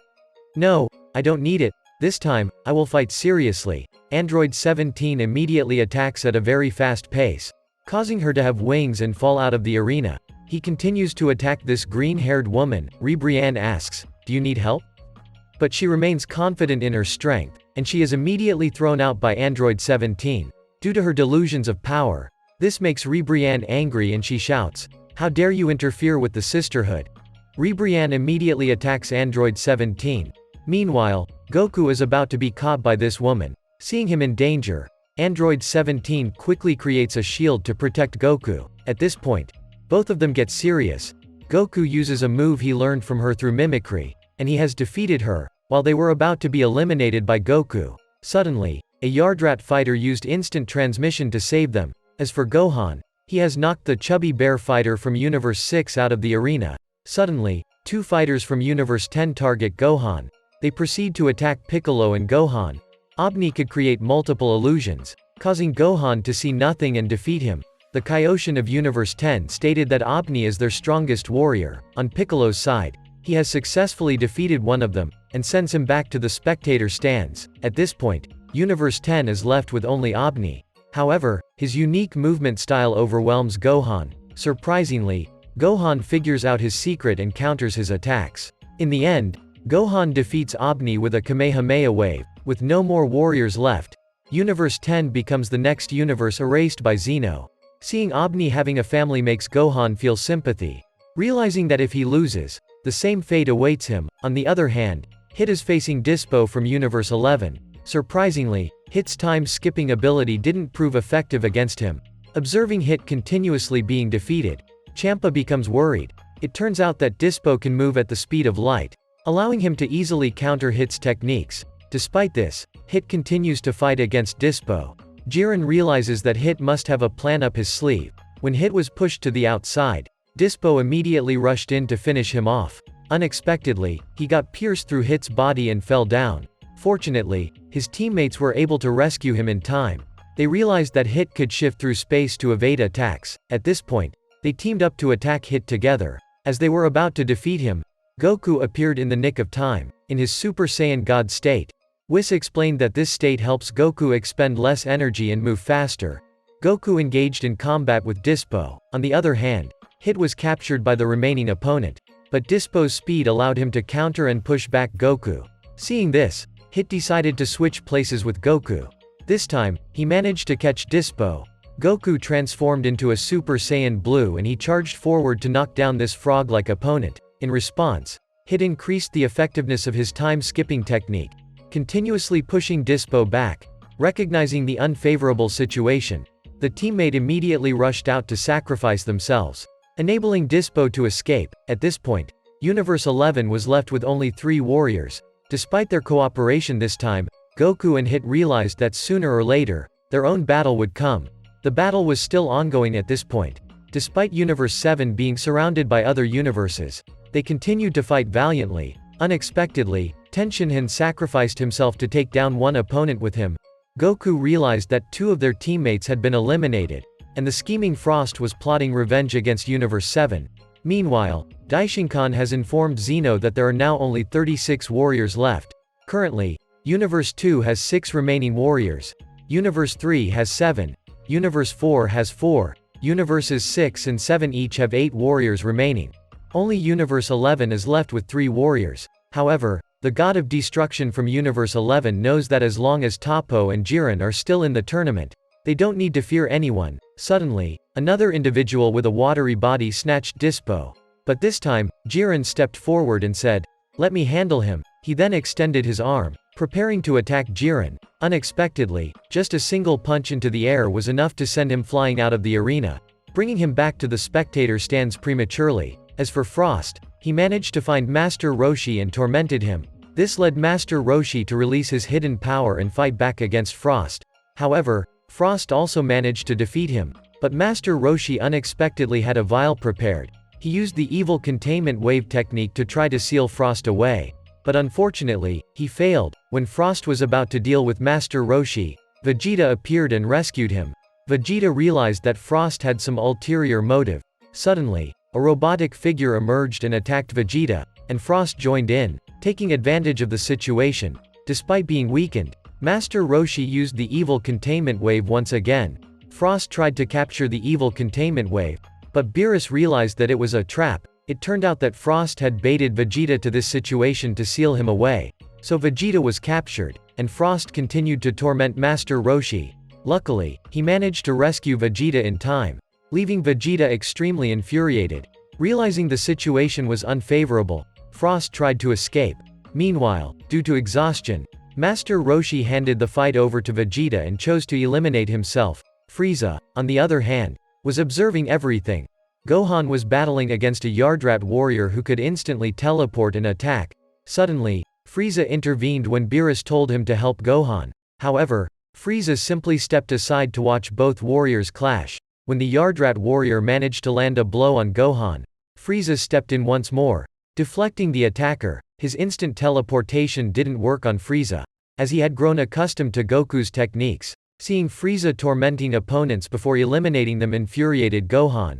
Frieza taunted Gohan, challenging him to a fight. Unexpectedly, Frost appeared, revealing that he and Frieza had been collaborating all along. Now, they were teaming up to defeat Gohan. Kaioshin noticed Frieza's desire to be the ultimate victor, aiming to claim the Super Dragon Balls. However, Frost remained suspicious of Frieza, so he urged him to take action first. Frieza then rushed in to attack Gohan. Gohan unleashed his power and struck back at Frieza. Frieza decided to transform into his Golden Frieza state, surprising Frost. In an instant, he defeated Gohan. Now Frieza turned his attention to guiding Frost on how to transform. He mentioned, "I forgot to teach you one thing. Never trust anyone." Unexpectedly, Frieza eliminated Frost as well, leaving him bewildered by what had just happened. Turns out, from the very beginning, Gohan had realized Frieza's plan. Meanwhile, Frost, furious and wanting to attack Frieza, ended up being erased by Zeno. At that moment, Goku was engaged in battle with Ribrianne. However, there was another warrior who caught his attention. Goku's gaze was fixed on Jiren. The god of destruction from Universe 11 instructed Jiren to eliminate Goku. So Jiren began to take action, causing everyone to sense a tremendous energy surge in motion. With just a glance, Jiren made Goku step back. However, Goku still wanted to test his own strength and attacked Jiren in his normal state. After that came Super Saiyan 1 and 2, but it didn't even cause a single hair on Jiren to fall. Only when Goku transformed into a Saiyan god, it prompted Jiren to use a single finger to block the attack. Finally, Goku transformed into Super Saiyan Blue, which led Jiren to initiate an attack against him. However, he still wasn't a match for Jiren and was knocked out of the arena. Thinking he had won, Jiren turned away. Yet, Goku returned using the Kaioken state. Unexpectedly, with just a blink of an eye, he sent Goku flying away. Beerus thought that this time they would lose, as Goku had already utilized a 20 times Kaioken. That was his most powerful state. But Goku still had one ultimate technique remaining. Everyone realized he was preparing to use the Genki Dama. So, they immediately transmitted their energy to Goku. Currently, Goku was worried because he needed time. Jiren said, "I will wait for you. Give it your all." Finally, the Genki Dama was completed. Goku used it to attack Jiren, but unexpectedly, Jiren just needed one hand to push the energy sphere back. Goku immediately used his most powerful state to halt it, but Jiren's strength was overwhelming. He could even counter the Genki Dama with just his gaze. Whis realized that Jiren's power had surpassed even that of a god of destruction. Due to receiving energy from both sides, the Genki Dama kept growing to its limit. Ultimately, it was compressed, causing Goku to fall into the center of the sphere and triggering a massive explosion that destroyed part of the arena. At this point, everyone was in shock, because they could no longer sense Goku's energy. Witnessing Jiren's power instilled fear in all the warriors from other universes. Suddenly, a tremor was felt in the arena. Beerus spoke up, saying, "He's back." A massive surge of energy appeared in the middle of the arena. Goku had just appeared. Everyone immediately sensed a significant change. With just a blink of an eye, Goku swiftly dashed towards Jiren, moving so fast that not even Toppo and Dispo could land a hit on him. Jiren had to order them to stop. Goku continued his assault on Jiren, and this time, even Jiren had to engage in a serious battle with him. Whis quickly realized that the power Goku was displaying could only be that. Beerus stated that it was Ultra Instinct, causing all the gods to become startled, as this was a realm that even deities found difficult to attain. Whis recognized that Goku had inadvertently absorbed the Genki Dama energy, which had become the key to unlocking his Ultra Instinct state. At this point, Goku's power kept increasing tremendously, but because he couldn't sustain the state, he was once again knocked away by Jiren. Hit quickly intervened to stop Jiren. Meanwhile, Frieza managed to catch Goku, and it seemed like he intended to harm Goku. However, unexpectedly, Frieza only transferred a small amount of energy to Goku, repaying his debt from planet Namek. On the other side, Hit was still facing off against Jiren. Even Hit's time-skipping technique had no effect on Jiren. So, Hit decided to use his assassination technique, directly striking Jiren's chest. This caused Jiren's body to freeze, rendering him immobile. However, the strength of Jiren completely overwhelmed Hit's ability to control him. When Hit launched a full-force attack, Jiren effortlessly thwarted it and shattered the energy sphere. With a single blink of his eye, he sent Hit flying, crashing into Kappa, and eliminating him from the arena. Even the mightiest warrior of Universe 6 had been eliminated, causing Champa to worry. Daishinkan announced that half of the match time had passed. Recognizing that there were no more formidable opponents to fear, Jiren began to meditate, entrusting everything to Toppo and Dispo. At this moment, Jiren created a barrier of energy around himself, making it impossible for anyone to sneak attack him. Goku realized that he could only activate Ultra Instinct one more time in order to contend with Jiren. Meanwhile, Vegeta had confronted Toppo. So, Vegeta transformed and launched an attack against him. While Kappa was searching for Caulifla, he encountered Frieza. Despite being able to transform into Super Saiyan 2, but he still couldn't make a single hair of Frieza fall. So, he was promptly eliminated from the battle by Frieza. Meanwhile, Goku had regrouped with Vegeta. As he was waiting to recover his strength, suddenly, Caulifla came to Goku's aid. It turns out she wanted to have another match with Goku. Goku informed her, after reaching Super Saiyan 2, the next level is Super Saiyan 3. At this point, Goku didn't need to transform and was still able to block Caulifla's attacks. This made her angry because the difference in their levels was so far apart. Whis explained that what Goku was utilizing was actually martial arts technique. However, unexpectedly, the more they fought, the stronger Caulifla became, to the point of overpowering Goku and pushing him back. So he decided to transform into a Super Saiyan to battle Caulifla. At this moment, Goku was helping Caulifla train to become a Super Saiyan 3, causing her strength to grow even stronger. Seeing Caulifla's noticeable progress, so Goku told Kale to also attack him. This action left Beerus with a headache as this foolish guy was once again assisting the enemy. So, both of them teamed up and attacked Goku. And using all her strength, she succeeded in forcing Goku to transform into Super Saiyan 3. However, Goku immediately reverted back, as this state was too draining. Then, Kale also attempted to power up, transforming into a berserk state with tremendous energy, even catching Jiren's attention. Unexpectedly, Kale lost control and began to attack Caulifla as well. But Caulifla held her hand and told her that she's always been her beloved little sister. This helped Kale regain control over her power, causing Goku's hand to tremble. So, the two of them teamed up and launched an attack on Goku, overwhelming him completely. Because of Kale's immense power, she hit Goku with such force that he was sent flying towards Frieza's location. Frieza was immediately intrigued and eager to engage with them. Goku said, "This is my opponent." Goku continued battling both of them. Suddenly, he was overwhelmed by Kale's control and constantly attacked by Caulifla. Eventually, Goku transformed into a Super Saiyan God. So this time, Goku regained the upper hand in a dominant manner and quickly defeated both of them. Caulifla was exhausted and said, "It's time to use it, Kale," as Goku was about to send both of them flying off the arena. Unexpectedly, someone returned. Goku realized that they had fused using the Potara earrings and transformed into Kefla. It turns out that before the match began, Champa had given the Potara earrings to both of them. Even Vegeta could feel a tremendous surge of energy. At this point, not only did Kefla's speed surpass Goku's, but her power continued to increase. This brought her great joy with her newfound strength. Beerus scolded Champa for cheating, but Zeno allowed the use of the Potara earrings, while Kefla was still overwhelming Goku, forcing him to transform into Super Saiyan Blue. She unleashed her full power. Both of them engaged in a high-speed battle, with their energy radiating throughout the arena. Eventually, Goku utilized the Kaioken technique and managed to turn the tables against Kefla. However, Kefla continued to grow stronger, ultimately delivering a powerful blow that left Goku unconscious. At this moment, Goku was completely exhausted. When Kefla was about to finish the match, Goku regained consciousness of Ultra Instinct. Once again, his eyes turned silver, and he unleashed a tremendous surge of energy. Champa told Kefla, "Goku still hasn't mastered this skill. Defeat him immediately." So Kefla immediately unleashed all of her energy, releasing 2 columns of energy that shook the entire arena. She concentrated all her energy to attack Goku, but he managed to dodge her attacks using Ultra Instinct. This state allowed Goku to separate his actions from his thoughts, relying on his instincts to avoid Kefla's blows. Although Goku was overpowering Kefla, he realized that he still lacked enough strength. Suddenly, Jiren awakened and came to watch Goku's battle.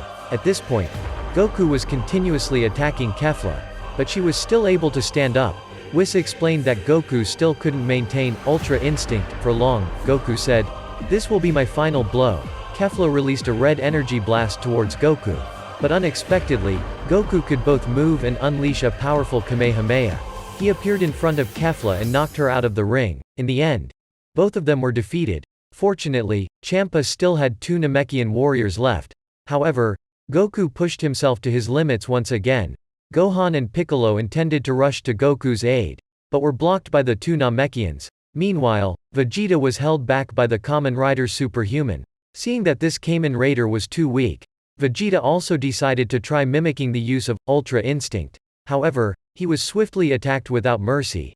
Feeling annoyed, Vegeta punched back at him without hesitation. At this moment, Goku was ambushed by fighters from Universe 2. Fortunately, Android 17 and Android 18 rushed to his aid, holding back the 2 opponents and allowing Goku to recover. However, there were still 3 opponents causing trouble for him.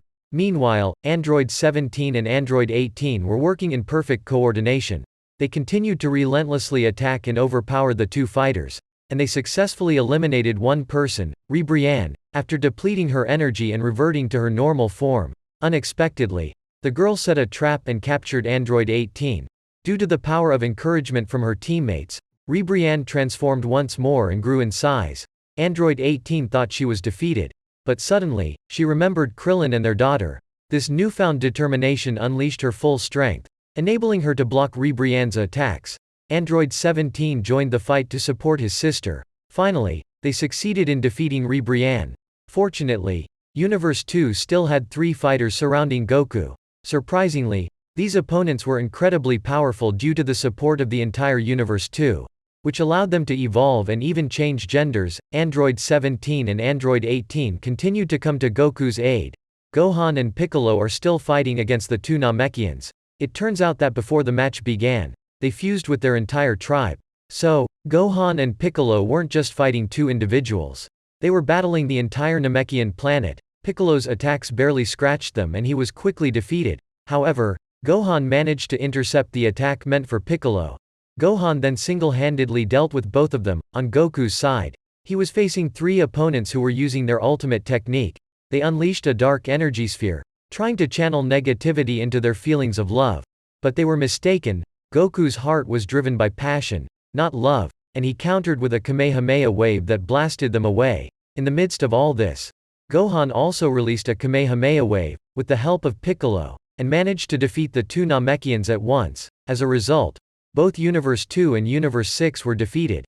So Zeno immediately erased them, seeing his younger brother disappear, causing Beerus to be speechless. As for Vegeta, he was enraged, as his disciple Kappa had vanished. He went on a rampage, attacking Kamen Rider furiously, making him fall off the arena. However, it turned out there was an invisible trickster among them, who ambushed even Gohan, causing him to almost fall. Piccolo swiftly rescued him. Meanwhile, Android 18 was also ambushed by this invisible foe. Piccolo rushed to release his energy in an attempt to counter the attack but missed hitting the assailant. It turned out that the individual was from Universe 4. Piccolo managed to find a way to detect his presence and ultimately eliminated him. Yet, the god of destruction from Universe 4 had another hidden contender. He created an illusory barrier that enveloped the entire arena, causing Piccolo to see phantom images of warriors from different universes. Piccolo quickly identified the source of this trick and attacked, defeating the enemy. However, another invisible opponent emerged, striking Piccolo and knocking him out of the ring. Piccolo couldn't comprehend how he sensed the opponent's energy but couldn't land a blow. Now it was Android 17's turn. Goku also sensed it but couldn't hit him. Suddenly, Android 17 figured something out. So, he told him to attack him. It turns out he wasn't invisible, but just a tiny flea. Because he was so small, they couldn't land a hit on him. So Goku came up with a plan and struck the ground, causing the small flea-like creature to fly up. And Android 17 created a sphere to capture him. The final warrior from Universe 4 was eliminated. Thus, it was their turn to be erased by Zeno. At this point, only Universes 7, 11, and 3 remain in the tournament. Goku's group realizes that the final boss is Jiren, and Universe 3 is also putting up a fight. They have a team of robots who relentlessly attack Goku's group. They focus their assault on Goku and Vegeta, prompting Gohan to step in and defend them. Gohan takes on all 3 robot fighters on his own, as Goku and Vegeta need to conserve their strength for Universe 11. Meanwhile, Android 17 and Android 18 have also eliminated an opponent. This is because both of them possess infinite energy. The scientist then unleashed his final technique, merging 3 androids together to fight against Gohan. Unexpectedly, The power of the androids increased significantly this time. Goku and Vegeta rush in to help Gohan after their energy has recovered, transforming into Super Saiyan Blue to counter the android. Their goal, however, is to stall for time and allow Gohan to unleash his decisive attack. Eventually, Gohan delivers a powerful blow that sends the android flying. Just when they thought they had defeated the android and the scientist, to their surprise, he still had one final trick up his sleeve. He immediately fused with the android and transformed into a genuine monster. So, it turns out that this is the mightiest warrior of Universe 3. While Jiren was still observing, Goku's group was continuously being attacked by the monster. So, they divided themselves, each attacking a different corner of the monster's body. However, they were still sent flying by his strikes. Despite his massive size, his speed was incredibly fast. He relentlessly punched the air, shifting his punches to attack them. When Goku was about to be knocked out, Frieza kicked him back in and said, "You owe me one." Goku responded, "You're helping us now?" No choice, so, Frieza also joined forces with them. Suddenly, the monster managed to catch Android 18.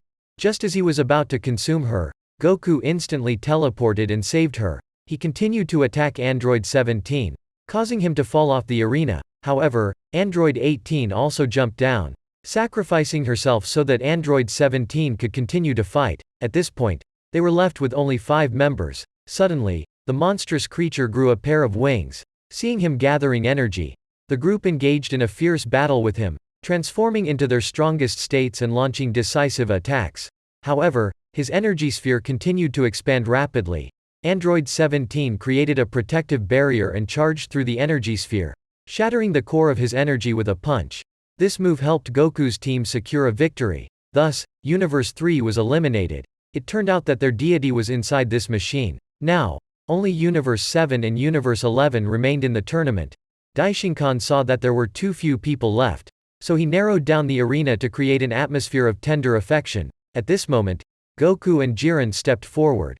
Exchanging glances filled with love, Goku unleashed all of his power and began to fight Jiren. Surprisingly, Vegeta also rushed in, wanting to battle Jiren, but he was quickly struck down by Jiren. Goku joined the battle, and the two of them cooperated. Suddenly, Vegeta was able to perceive Jiren's movements and landed a hit on him, stunning Jiren. Whis realized that Vegeta was attempting to use Ultra Instinct as well. But Jiren quickly regained the upper hand and delivered a powerful blow to Vegeta. Meanwhile, Frieza was battling against Dispo. Although Frieza could keep up with Dispo's speed, however, Dispo managed to grab Frieza's tail and pull him, slamming his face into the wall. Gohan and Android 17 are currently battling against Toppo. But no matter how they fight, their attacks aren't even causing a single strand of Toppo's beard to fall. Vegeta realizes that Jiren is incredibly strong. But this is the moment he pushes beyond his limits. "Although I can't use Ultra Instinct, I can defeat you in my own way." With that, he launches a powerful punch at Jiren. Surprisingly, Jiren managed to dodge and swiftly counterattacked Vegeta, causing him to collapse. At this moment, Goku finally faced off against Jiren. Goku continuously shifted around, seeking openings in Jiren's defenses. He left behind small energy spheres, setting up an explosive trap. However, Jiren effortlessly evaded by jumping up. Goku then attempted to use the Destructo Disc, but Jiren effortlessly blocked it and lunged at Goku. Just as it seemed Jiren had the upper hand, Goku left behind another Destructo Disc. This disc sliced through the ground beneath Jiren, causing him to fall off the arena. Jiren immediately leapt onto the debris and returned. Goku knew that these traps were just child's play to Jiren. It was only now that Jiren started taking things seriously. Just a normal punch created a shockwave that pierced through the entire arena, leaving Goku helpless. But both he and Vegeta refused to give in, pushing themselves to the limits. Goku activated Kaioken at 20 times its power, while Vegeta remembered his promise to Kaba. If he won, Vegeta would use the Dragon Balls to revive him. So, Vegeta shattered his limits and transcended Super Saiyan Blue, attaining the form of Super Saiyan Blue Evolution. So they cooperated to launch an assault on Jiren. Everyone thought that both of them would pressurize Jiren, but still, it didn't make a single strand of Jiren's hair fall down. Jiren then says, "I acknowledge your strength." Meanwhile, Frieza is still engaged in battle with Dispo. Dispo thinks he has the upper hand over Frieza, but in reality, Frieza is just toying with Dispo. He says he will help Universe 11 win, on the condition that they use the Dragon Balls to resurrect him after the match. However, Dispo refuses this offer, for they consider themselves warriors of justice, and will never cooperate with villains. Realizing that cooperation is impossible, Frieza unleashes his true power, transforming into his Golden Frieza state, and charges at Dispo with full force. Unexpectedly, Dispo was still hiding his strength, moving faster to push Frieza out of the arena. Fortunately, Gohan managed to intervene and save him just in time. Together, they teamed up to confront Dispo. However, his speed remained overwhelming. Gohan devised a plan for Frieza to narrow Dispo's range of movement, allowing him to attack head-on. The strategy worked effectively as they kept pressuring Dispo, yet, Frieza eventually reached his limit and ran out of energy, just as Gohan was about to secure victory. Suddenly, Gohan seized Dispo and instructed Frieza, "Attack quickly." Frieza didn't hesitate, launching an attack that eliminated both Gohan and Dispo in an instant. Meanwhile, Goku and Vegeta were still attempting to cut Jiren's hair. Android 17 kept up his assault on Toppo. Everyone realized he was trying to buy time, as the side with more warriors remaining when time ran out would win. However, Toppo was overwhelmingly strong. He was about to push Android 17 out of the arena. But fortunately, Frieza reappeared and launched a surprise attack on him. Frieza took pleasure in attacking Toppo from behind repeatedly. Just when they thought it was over, unexpectedly, he was still standing in the arena. Seeing Frieza being so insolent, Toppo decided to unleash his power. Goku immediately realized that there was an immense source of energy on the arena. So, Toppo transformed into a god of destruction. It turns out that the Universe 11's god of destruction had chosen Toppo as his successor. However, Frieza remained delusional about his own power, saying, "Even as a god of destruction, you can't defeat me." Toppo immediately employed his destruction technique, thinking he could block it, but unexpectedly, this destruction technique proved to be overwhelmingly powerful. It not only blew Frieza away, but also caused the arena to split in half. At this moment, he again targeted Android 17. However, all of his attacks couldn't touch the god of destruction. Surrounding him was a stream of energy capable of nullifying any incoming attacks. Surprisingly, Frieza was still alive and attacked Toppo. But all his efforts were completely in vain. At this point, Toppo continuously attacked Frieza. Then he turned his attention towards Android 17. Toppo repeatedly used the destruction technique to attack him. As he tried to push Android 17 out of the arena, Frieza intervened once again. Seeing this persistent adversary, Toppo immediately rushed to deal with Frieza first. But Android 17 collaborated with Frieza to thwart Toppo's attempts. Unexpectedly, both Goku and Vegeta were also pushed to this side. Seeing Jiren struggling, Toppo decided to separate Vegeta from Jiren. Vegeta realized that this was the power of a god of destruction and understood that Toppo's strength had ascended to an entirely different level. When Vegeta was in grave danger, he remembered his wife and children. He unleashed all his strength, surpassing even the god of destruction, and relentlessly attacked Toppo. Even the power of the god of destruction couldn't stop him. At this moment, Vegeta used a self-destructive move, similar to the one he used against Majin Buu. Toppo also gathered all his energy into a single blow, but it still couldn't prevent Vegeta. In the end, Toppo was defeated, as everyone worried about Vegeta. Luckily, he was still alive. In this moment, Universe 11 was left with only Jiren. He stated, "I didn't expect you to defeat Toppo, so now you can witness my true power." Jiren released the hidden power within his body, creating a terrifying pressure. The three warriors then launched an attack on Jiren together, but one by one, each of them was defeated by Jiren. Android 17 then launched a surprise attack on Jiren. Although it didn't inflict significant damage on Jiren, it managed to wound him to some extent. This immediately boosted the morale of Goku and Vegeta, so the whole team continued to relentlessly attack Jiren. He realized that Android 17 was the most persistent among them, so Jiren focused his attacks on him. At this moment, all three fighters unleashed their strongest punches, forcing Jiren to release his hidden power once again, which left everyone overwhelmed and defeated. Meanwhile, Frieza was patiently waiting for the right opportunity to strike against Jiren. Surprisingly, Frieza's attacks were like mosquito bites to Jiren. While everyone else was exhausted, Android 17 remained unfazed due to his infinite energy. The god of destruction of Universe 11 then asked Android 17, "What is your wish that you're striving for?" He replied, "I just want to buy a cruise ship to take my whole family on a vacation." Android 17 inquired, "What about your wish, Jiren?" This is when the god of destruction revealed to everyone that Jiren didn't have any wishes. He had endured enough suffering since he was young and realized that absolute strength was the only truth. Android 17 then commented that Jiren was indeed quite pitiable.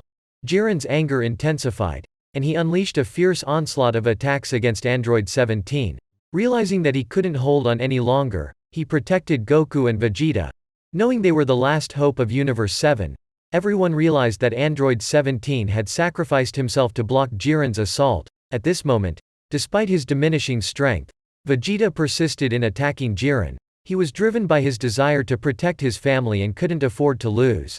Vegeta refused to accept defeat, however, relying solely on his belief wasn't enough to overcome Jiren. Eventually, he was knocked out of the arena by Jiren's might. With no other option, Vegeta managed to transfer a portion of his remaining strength to Goku. Allowing Goku to rise and continue the fight, Jiren remarked, "You cannot defeat me," to which Goku replied, "Then let's see you try." However, even Goku reached his limit. Despite that, he continued to engage in a fierce battle with Jiren. Seeing Goku becoming immobile, Jiren unleashed his decisive blow. In that moment, Goku remembered the hopes that everyone had placed on him, which helped him unlock Ultra Instinct. Once again, with just one punch, Goku managed to force Jiren to regurgitate. The Universe 11's god of destruction was furious, exclaiming, "How many times does he intend to surpass his limits?" And so, Goku immediately launched another attack against Jiren. All of the spectators watched in silence as the battle unfolded. Whis noticed that Goku's mastery over Ultra Instinct was improving. Goku unleashed a Kamehameha. But Jiren effortlessly blocked it and once again blew him away. Although Goku managed to block Jiren's attacks, he was also becoming exhausted. The Universe 11's god of destruction recognized that Goku was still pushing his limits and instructed Jiren to defeat Goku immediately. Vegeta, however, had faith that Goku would inevitably win. Quickly, Goku returned to the fray and engaged Jiren once again. Their intense fight caused the entire arena to shatter. Whis observed that Goku was gradually perfecting his Ultra Instinct. His attacks were becoming incredibly pure. Yet Jiren refused to yield. He responded by unleashing a barrage of punches at the speed of light against Goku. Beerus realized something, so he told everyone to stay quiet and observe Goku. Despite the onslaught of punches from Jiren, Goku remained standing without flinching. Turns out, Goku's two hands were still rapidly blocking Jiren's punches with incredible speed, and he counterattacked Jiren. Suddenly, Goku unleashed an immense energy, akin to a galaxy, and absorbed it. At this moment, Jiren acknowledged Goku's strength, and he unleashed his full power. He fired a fiery energy ball towards Goku. But in an instant, the energy ball vanished. Goku reappeared behind Jiren and delivered a lightning-fast punch to him. All the gods of destruction at this moment stood up, for they could sense that Goku had fully awakened Ultra Instinct. Goku's hair turned silver, and his eyes also became silver. In the blink of an eye, he was already at Jiren's side. At this moment, Goku's power completely overwhelmed Jiren. No matter how Jiren attacked, it couldn't even scratch Goku. However, Jiren remained determined not to be defeated.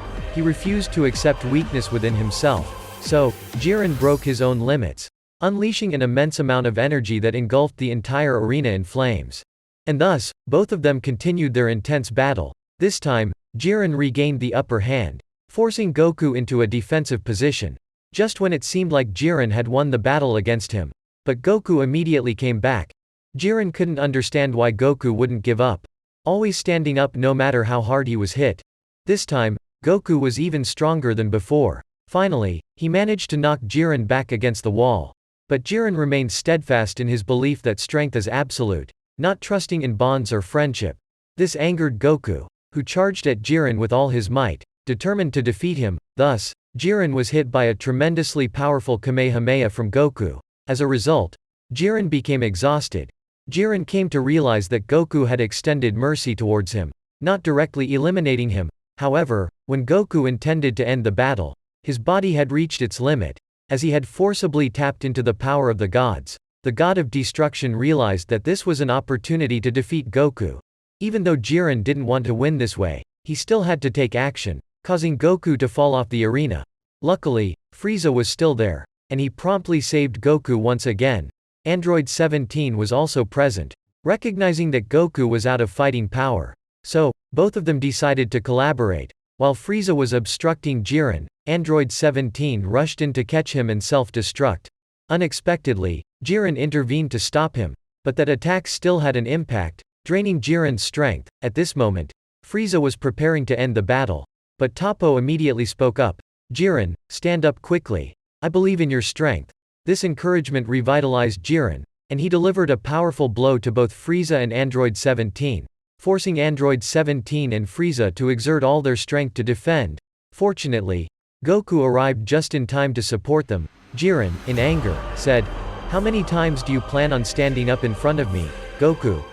At this moment, Frieza questioned Goku. "Do you remember the promise to resurrect me?" Goku replied, "As long as we win, I'll bring you back to life." So, the three of them resumed their teamwork, rushing in to launch a continuous assault on Jiren. Even though they couldn't transform anymore, Frieza kept sacrificing himself by rushing in to control Jiren, while Goku joined in with all his strength to push Jiren out of the arena. Eventually, all three of them were eliminated. Only Android 17 remained on the stage. At this point, Universe 11 had lost. However, Jiren couldn't understand why everyone still cared about him. Goku walked up and promised to fight him again sometime in the future. Finally, they all disappeared. Daishinkan instructed Android 17 to make his wish. He then summoned the Super Divine Dragon. Unexpectedly, he wished, "Please revive all the erased universes." Daishinkan smiled, and the Super Shenron granted his wish, restoring all the universes that had been erased. At this moment, Jiren started to believe in the power of friendship and expressed his desire to battle Goku once again. At this moment, everyone was surprised that Android 17 didn't wish for something for himself.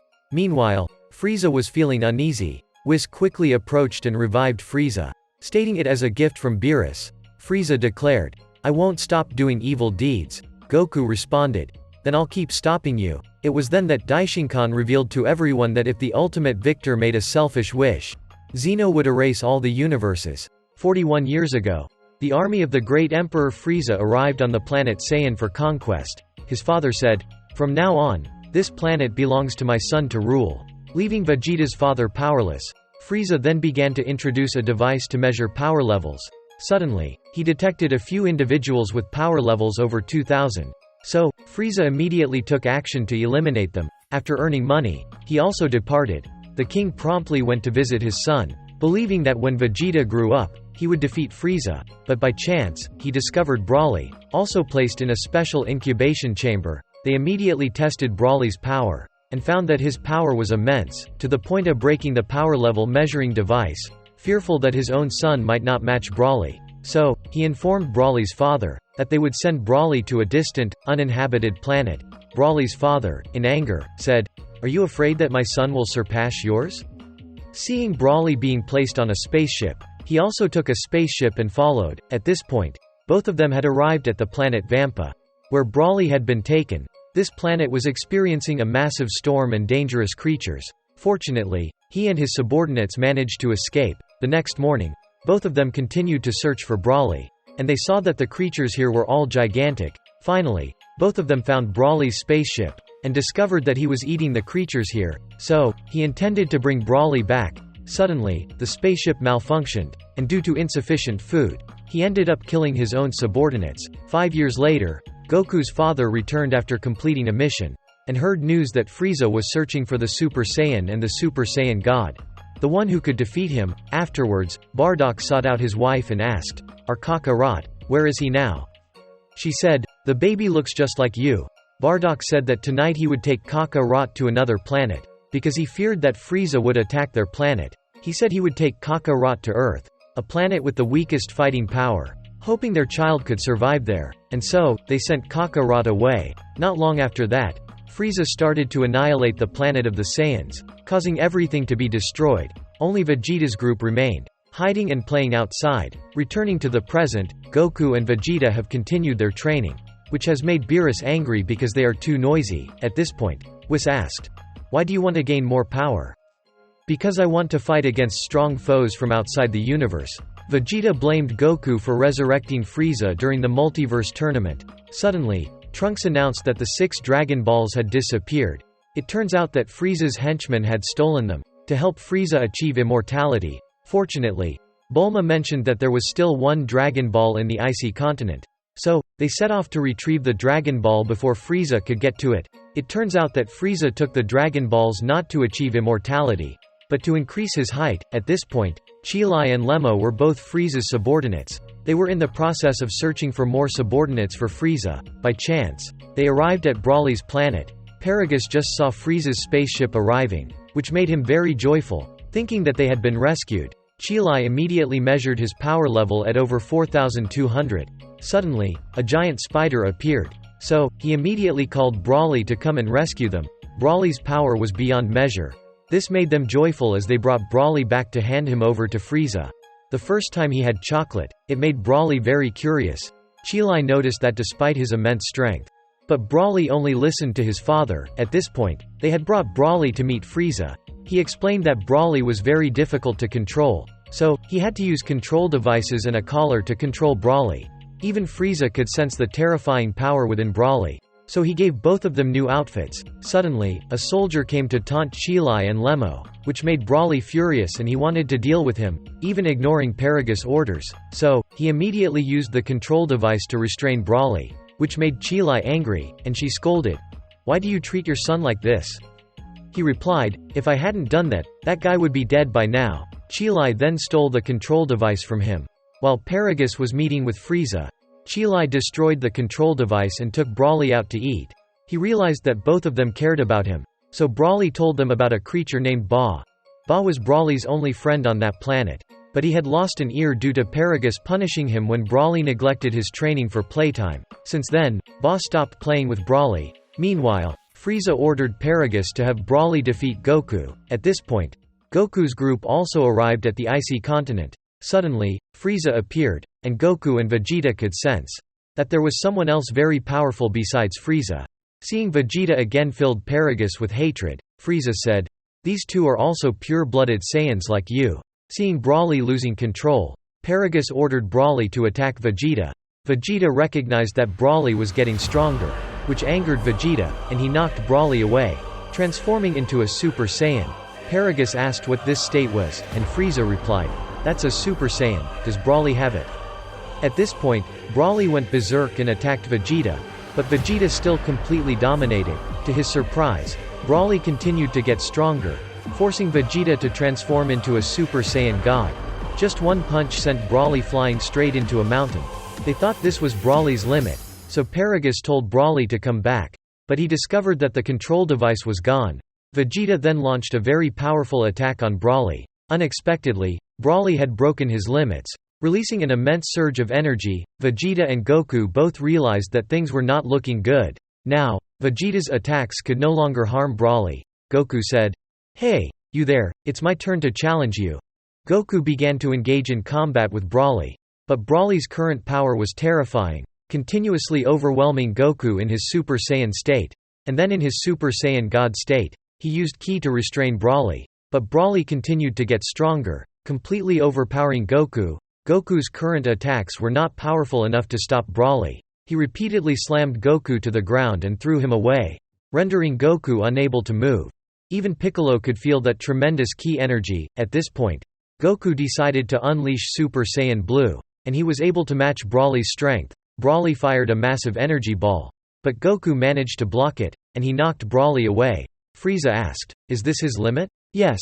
So, Frieza decided to kill Paragus and inform Broly, "Goku has killed your father." This made Broly completely lose control. Finally, he transformed into the legendary Super Saiyan, going berserk and destroying everything. Vegeta also charged in, but both of them were overwhelmed by Broly.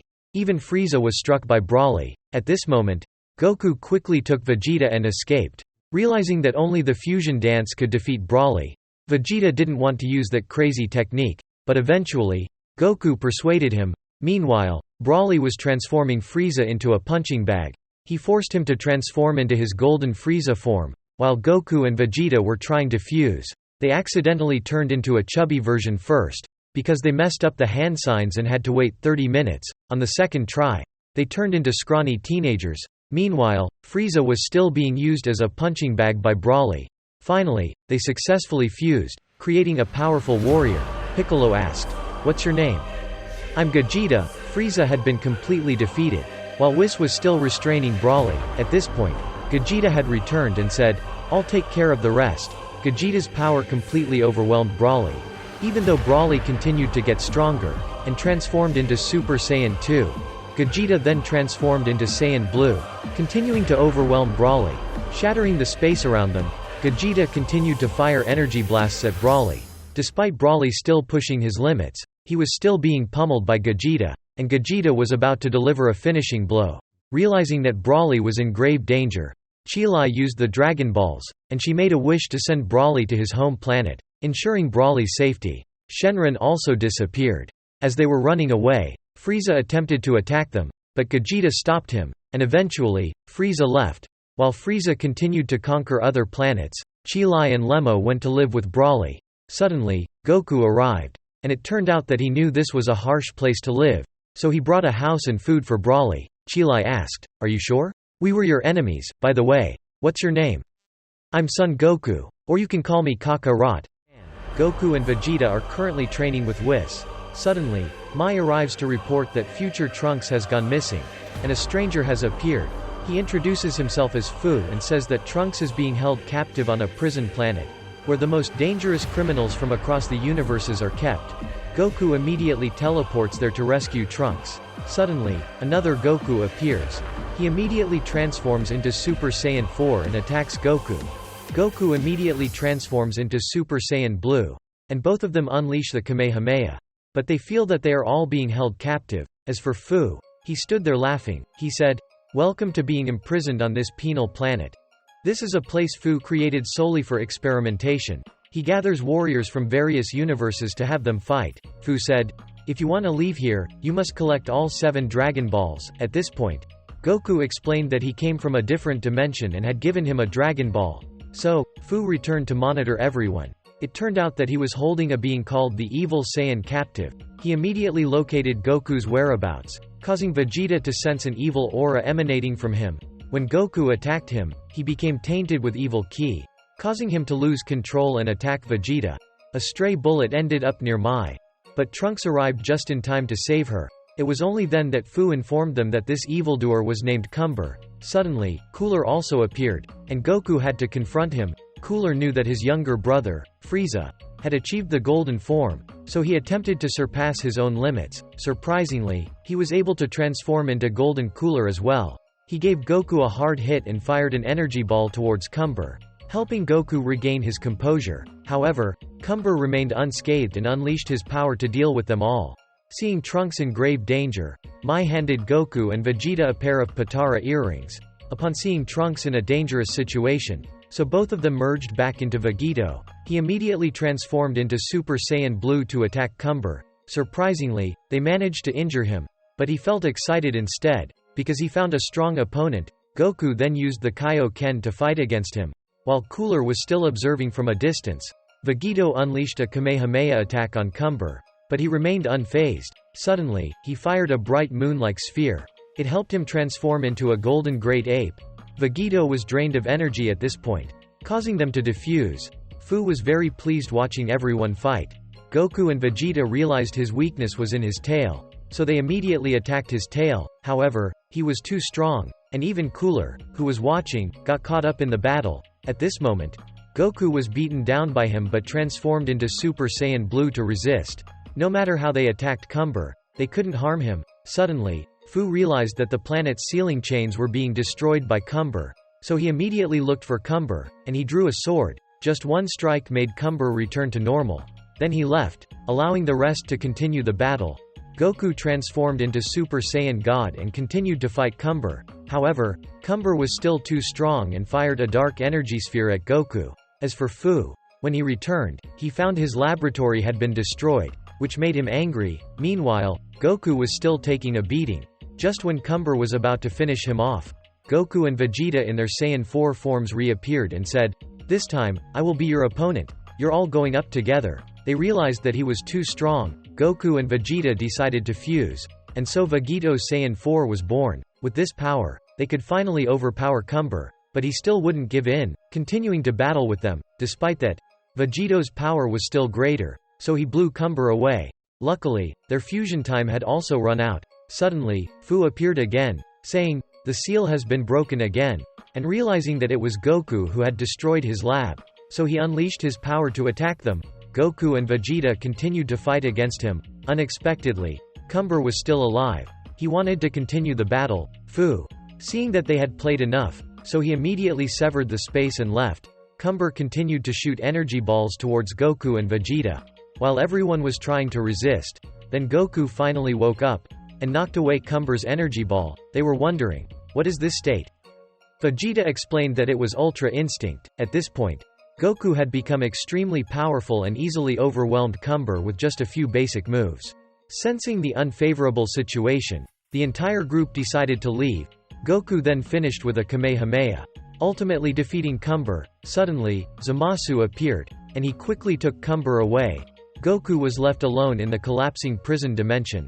Meanwhile, Vegeta's group had safely returned to their universe. Goku and Vegeta, in the other universe, decided to leave. However, Supreme Kai from Universe 6 arrived with news that Universe 6 was under attack. Vegeta decided to help them. On this side of the battle, Hit, Caulifla, and Kale were fighting against the two twin sisters. Both of them are very strong. They could fight evenly with Hit. All of Hit's attacks couldn't harm the twin sisters, and they could even regenerate their injuries on their own. Both of them rushed to attack Hit's group. Luckily, Vegeta and Trunks arrived just in time. On another front, Zamasu and Hearts were plotting to overthrow Zeno-sama. Meanwhile, seeing that Vegeta seemed challenging to deal with, they merged into the bodies of Kale and Caulifla, gaining control over them. So, they attacked Vegeta and Trunks. It turns out that these two twin sisters are a special type of creature that can take over the bodies of others. Vegeta's group continued to attack them, and Vegeta was gathering all his energy to deliver a decisive blow. But the two sisters managed to break free from the bodies of Caulifla and Kale in time. Suddenly, they were all pinned to the ground, and it turned out that Hearts had arrived, bringing with him a large chunk of ice. He said, "This is a seed of destruction for the universe. It will help us defeat Zeno and all the destroyers." Surprisingly, he could even read Hit's thoughts and knew that Jiren was the strongest in all universes. Meanwhile, Jiren was fighting the evil-doer Cumber. Meanwhile, Goku had been rescued by the Grand Minister. They then transported Vegeta and Trunks to Universe 11. Suddenly, Orin rushed in and took control of Vegeta's body, attacking Trunks. He was excited about the immense power of this body. On the other hand, Jiren was still battling Cumber but was unable to overpower him. Unexpected, Hearts had created immense pressure that forced Jiren to lie on the ground. Upon seeing that he could still resist, Hearts ordered Orin to fight him. Cumber said, "He's my prey, you should go to Universe 3. However, Jiren was still too powerful. Even though they attacked together, they couldn't make a single strand of Jiren's hair fall either. When Trunks was in danger, Goku appeared with the Grand Minister. At this point, he was able to freely use Ultra Instinct. The Grand Minister said, "You handle everything here." They realized that Goku now had the power of a deity, and with a single punch, he knocked Orin off of Vegeta. At this moment, Goku approached Hearts to exchange affectionate glances. However, Kami and Orin still wanted to fight Goku. With Goku's current Ultra Instinct, the twin sisters couldn't even pluck a single armpit hair from him. Realizing that Goku was too strong, so they decided to merge. But they still couldn't match Goku. Hearts summoned Lags, who was encased in ice, and she rushed to attack Goku. So, Goku used all his strength to destroy that ice platform. At this point, Lags revealed herself. She continuously attacked Goku and defeated him. When Vegeta tried to intervene, she blocked him, so he immediately unleashed his most powerful state. While Goku had regained consciousness, he saw Vegeta fighting against Kamiorin, and Trunks was battling to protect Goku. At this point, Kamiorin was no longer a match for Vegeta. Jiren is still fighting Zamasu, but it turns out his body is immortal, so he cannot be defeated. Vegeta managed to fight Kami and Orin to the point where they had to separate. However, Hearts ordered Lags to go to Universe 3 to assist Cumber. At this point, Hearts read Goku's thoughts and realized that Goku's Ultra Instinct was not yet perfected. So, he continued to use gravitational pressure to push them all down to the ground. Fortunately, the Supreme Kai appeared just in time to rescue everyone and take them away. Hearts had gathered enough energy from Universe 11, and they couldn't even make a single hair of Jiren fall. So there was no need to fight Jiren anymore. Hearts immediately captured him and left. Fu had transformed Cooler into a cyborg. At this moment, Hearts and his gang had arrived in Goku's Universe 7, so they all joined forces to fight against him. Vegeta continued to battle Kami and Orin, while Trunks was battling Zamasu alone. Android 17 and Piccolo arrived to help him. Goku, on the other hand, was facing a tough challenge from Hearts. Meanwhile, Fu sent the android Cooler to Universe 3 to fight Cumber and Lags. Cooler was incredibly strong and completely overwhelmed Cumber. He could even transform into Golden Cooler. However, when he was about to finish Cumber off, then he exploded because his body couldn't handle this power. On the Universe 7 side, Hearts realized that these guys weren't giving up, so he decided to unleash his power. At this point, he continuously rushed in to attack Goku, but Super Saiyan wasn't enough to stop him, so Goku transformed into Super Saiyan Blue. Goku attacked and fired energy blasts at him, but with a wave of his hand, Hearts effortlessly redirected all of it back at Goku. He realized that Hearts still wasn't truly serious, so Goku rushed forward, pouring all of his power into a Kamehameha attack. Meanwhile, Android 17 and Piccolo had defeated Kamioran, causing him to self-destruct. Android 17 created a protective barrier, ensuring their safety. Goku thought he had defeated Hearts, but to his surprise, Hearts remained unharmed. It was only at this point that Hearts truly unleashed his full power. Hearts created cubic blocks around his body and swiftly charged at Goku. Overpowering him, Hearts realized that Kamioran was being surrounded. Hearts decided to suppress the Universe Seed and implanted it into Kamioran. This made Vegeta on the other side feel the tremendous ki flow as well. At this point, he transformed into a true monster and immediately sought revenge on Android 17 and Piccolo. With just one strike, he destroyed the entire city. Their attacks were now ineffective against him, and they were defeated with a single blow.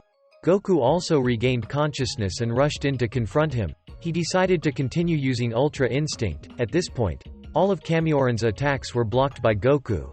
Goku's power far surpassed his. He couldn't even land a single blow on Goku.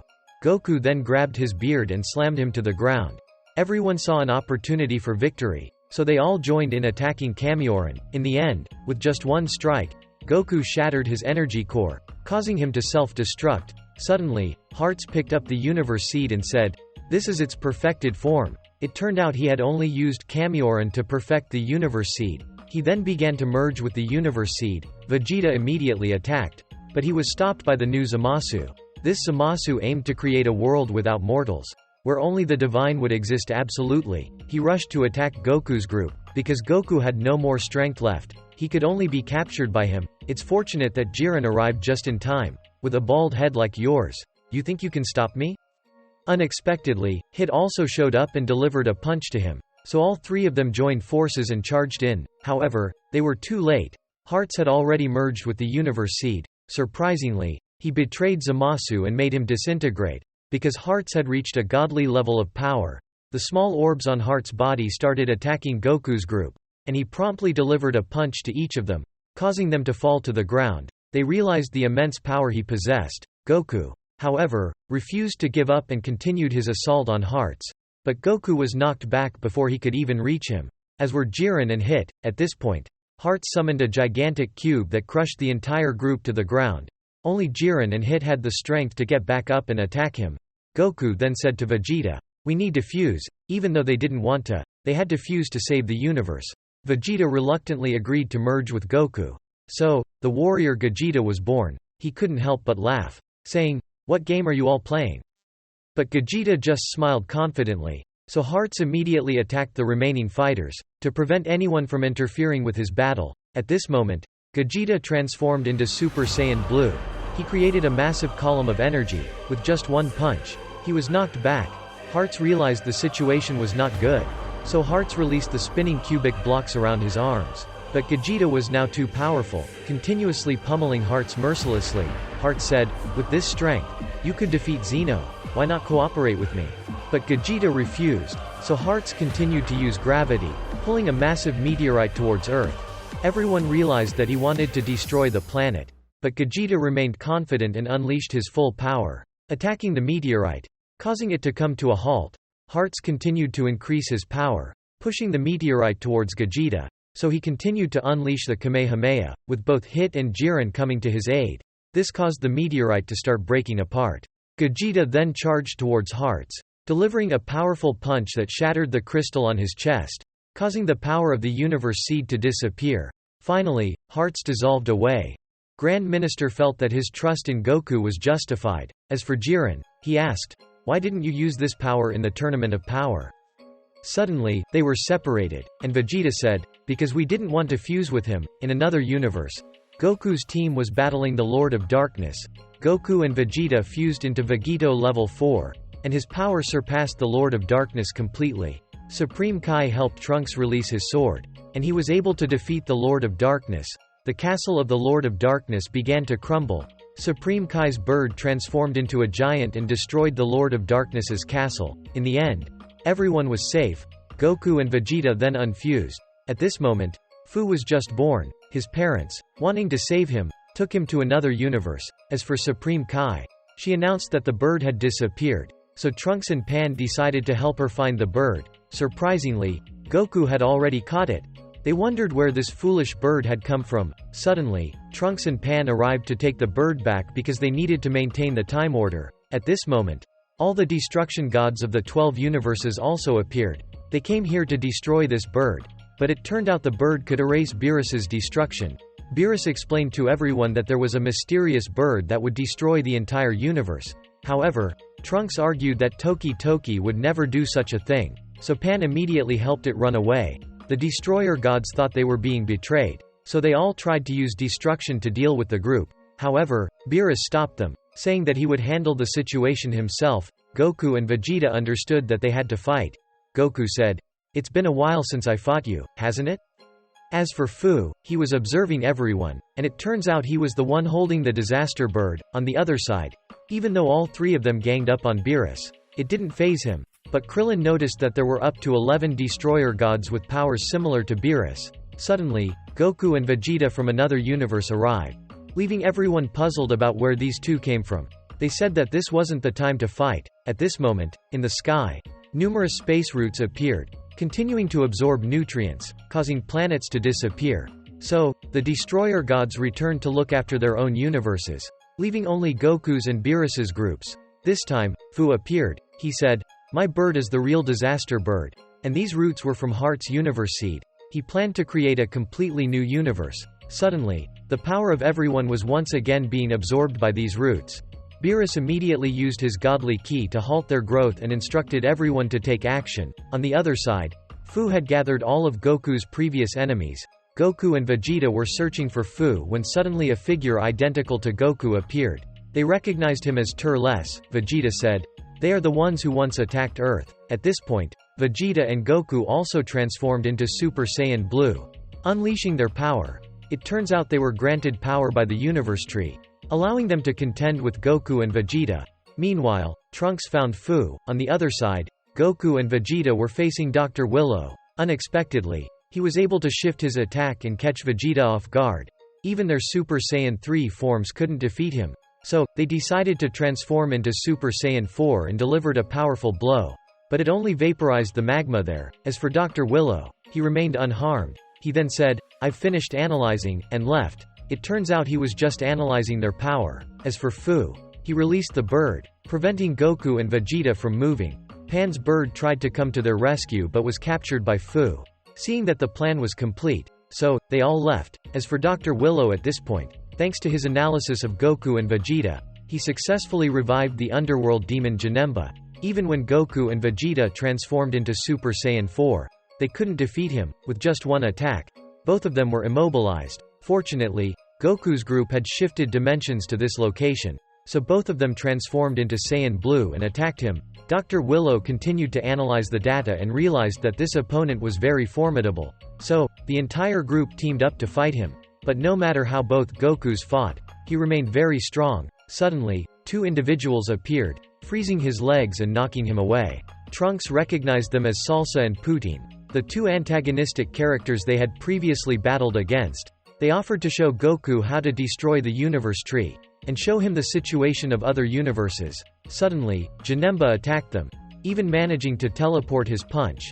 Salsa then advised Goku, "You should use the technique that once defeated him." So Goku told everyone to transmit energy to him. While Salsa and Poutine were holding Janemba back, Goku and Vegeta had gathered enough energy. Both of them had now surpassed their limits, easily overpowering Janemba and finishing him off with the Dragon Fist technique. This made Dr. Willow furious, because this technique was not in his data. At this point, Putin teleported everyone to the location of the universe tree. Vegeta jumped up and unleashed a massive energy sphere to destroy it. But the universe tree absorbed it all. Suddenly, Fu reappeared, infuriating Vegeta, who rushed to attack him. He realized that Fu was using Cumber's energy, and Fu was using Cumber as a power source. Both Vegeta and Goku lost control. But their instincts drove them to attack Fu relentlessly. So, he had to dispel the evil key controlling them. At this moment, Goku gave Vegeta a pair of Potara earrings, saying it was the only way to defeat Fu. So, both of them fused into Vegito and transformed into Super Saiyan Blue.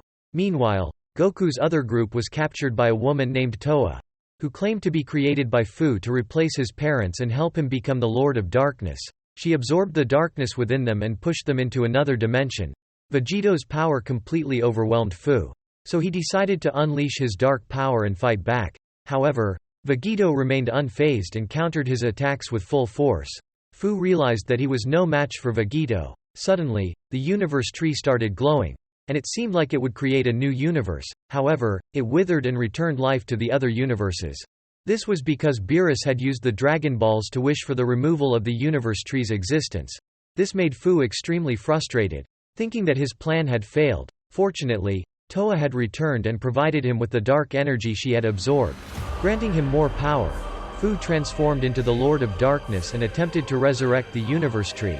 As he was about to revive the universe tree, Vegito rushed in to stop him. However, Fu's power had significantly increased at this point, allowing him to stand his ground against Vegito. With Toa's interference, Fu continued his efforts to resurrect the universe tree. Suddenly, the dimensional rift cracked open again, and Vegito's Super Saiyan 4 reappeared. It turned out that the two sorcerers had helped him return. Vegito wasted no time and delivered a powerful punch to Fu. His Super Saiyan 4 power was overwhelming, forcing Fu to create a spatial prison to contain them. At this moment, Broly burst in from the outside and launched a relentless assault on Vegito. After several failed attempts, Broly became even more powerful, even transforming into Super Saiyan 4. So Vegito Blue also came to help him, seeing that Broly could handle both of them on his own. Fu continued his plan to revive the universe tree. Eventually, the universe tree was reborn. Vegito Blue immediately separated Broly, so that Vegito level 4 could block Fu, while he was holding a new universe in his hands. Vegito immediately attacked him, realizing that he needed time to birth his universe. So Vegito continued to relentlessly attack, with Demigra assisting by freezing the time of both of them. Meanwhile, Goku had been transported back to Earth. At this moment, Goku was running from the pursuit of two spaceships, but they still couldn't catch him, which made Frieza lose his patience, so they had to intervene. Frieza and Cooler both rushed to attack Goku, thinking they could defeat him. However, Hearts appeared to aid Goku. He stood on Goku's side after escaping from Hell. Frieza and Cooler were furious and launched their attacks at him. Goku was planning to use his Ultra Instinct form. Frieza had become too familiar with it, so he attacked Goku with a massive energy sphere. Unexpectedly, Goku returned to his Ultra Instinct form and immediately defeated Frieza, knocking him to the ground. Suddenly, he received power from the Dark Dragon Ball, so the two Frieza brothers immediately counterattacked them. While they were attacking Goku and Hearts, Broly appeared and swiftly defeated Goku and Hearts. Frieza and Cooler then rushed in to attack Broly, but they were also defeated by him. In the meantime, Crimson was still observing. He is none other than Black Goku from another timeline. Seeing the Frieza brothers defeated, suddenly, a warrior in a black cloak arrived to take Cooler's Dragon Ball. Frieza attacked him, but Frieza was also defeated and had the Dragon Ball taken from him. When the warrior in the black cloak left, Crimson appeared. Crimson felt that this wasn't the place to fight Goku, so he instructed both of them to go to the upper area where Vegeta was fighting. It turns out that he was being attacked by Cumber. Turles found this battle very interesting, so he launched an attack on Cumber and punched Vegeta in the face. Turles continued to transmit his evil ki to Vegeta because he intended to bring out the darkness within Vegeta. However, Vegeta managed to control it and turned that power into his own. He relentlessly attacked the traitor Turles because he felt that Turles was insulting the Saiyan race. Cumber was also excited to challenge Vegeta, so Vegeta showed him his true power. Surprisingly, this attack made Cumber collapse. Meanwhile, Goku was still fighting Crimson, and Crimson had caught Goku. Vegeta tried to save Goku, but he was exhausted. When Crimson was about to eliminate Vegeta first, Goku unleashed his Ultra Instinct. So, Crimson turned back to attack Goku. But no matter how he attacked, he couldn't hit Goku. Realizing that he was no match for Goku, Crimson destroyed the entire castle. Goku's group planned to teleport away immediately. But Goku couldn't sense anyone's ki. Fortunately, Cell appeared to help Goku's group and teleported them to another location. At this point, Shroom informed Goku's group of Crimson's plan to become the ruler of the world. They were fortunate to have Cell's assistance, even though Cell still harbored resentment towards Goku's group. However, for the sake of his own ambitions, Cell decided to cooperate. Goku and Vegeta couldn't fully control their new powers, so Shroom created a training space for them. Suddenly, Dr. Willow's team found this place, and he unleashed his power in front of Gohan's group. Gohan immediately launched an attack on him, and the two engaged in a fierce battle. While Crimson was planning to dominate humanity, he was interrupted by a warrior in a black cloak. They engaged in a fierce battle, but Crimson proved to be stronger and continuously defeated him. When he was about to deal with the warrior in the black cloak, Goku and Vegeta returned. Both of them fought against Crimson, and Goku unleashed a powerful attack to finish him off. Suddenly, Crimson absorbed the planet's energy, evolving to a new level of power. Vegeta rushed forward to attack Crimson, but he was quickly defeated. Even Frieza and Cooler attempted to attack Crimson, but they couldn't harm him. Seeing them always hindering his plans, Crimson summoned Sin Shenron to deal with Frieza. Cumber saw that he was very powerful, so he enthusiastically rushed in to attack. Hearts told Goku and Vegeta that they had to defeat Crimson quickly because his power was continuously increasing. There was only one way to defeat him, which was to fuse into a new form. Even though Vegeta didn't want to fuse with Goku, they had no other option, so they reluctantly fused into Gogeta. Gogeta appeared and punched Crimson in the face. Despite Crimson's confidence in his power, he was no match for Gogeta's current strength. Gogeta delivered a powerful punch that sent Crimson crashing to the ground. At this point, Crimson became enraged and increased his power even more. But Gogeta's punch had completely defeated him.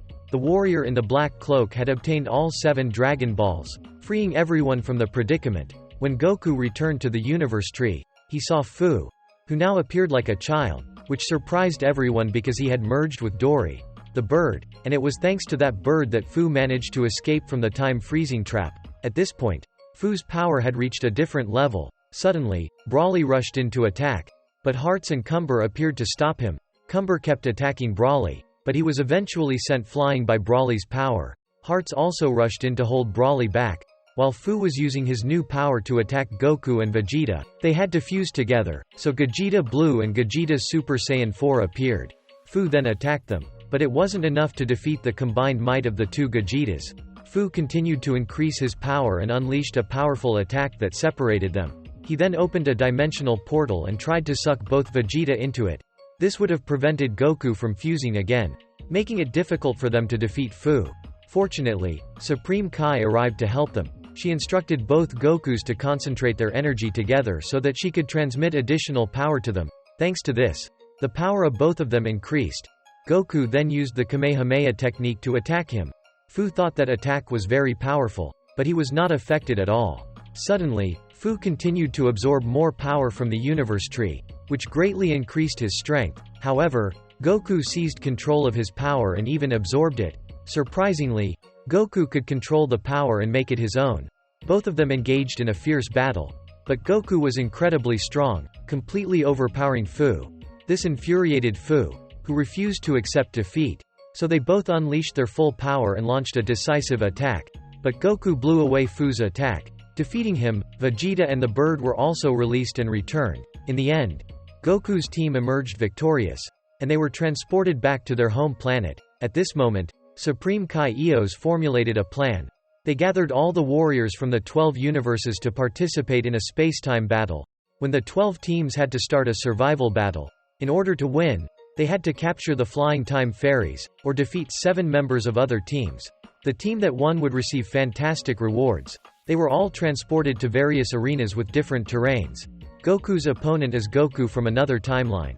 But while they were talking, they were suddenly attacked. So, both of them had to cooperate to defeat their attackers. Meanwhile, everyone else was engaged in fierce battles with formidable opponents. Whether evil or ruthless, all of them were determined to win. Yamcha, on the other hand, was running away from Frieza because he didn't have the strength to fight him. As time was running out, the warriors were fighting more fiercely than ever. At this point, both Gokus were eager to test their strength against each other, so they unleashed all their power to begin their battle.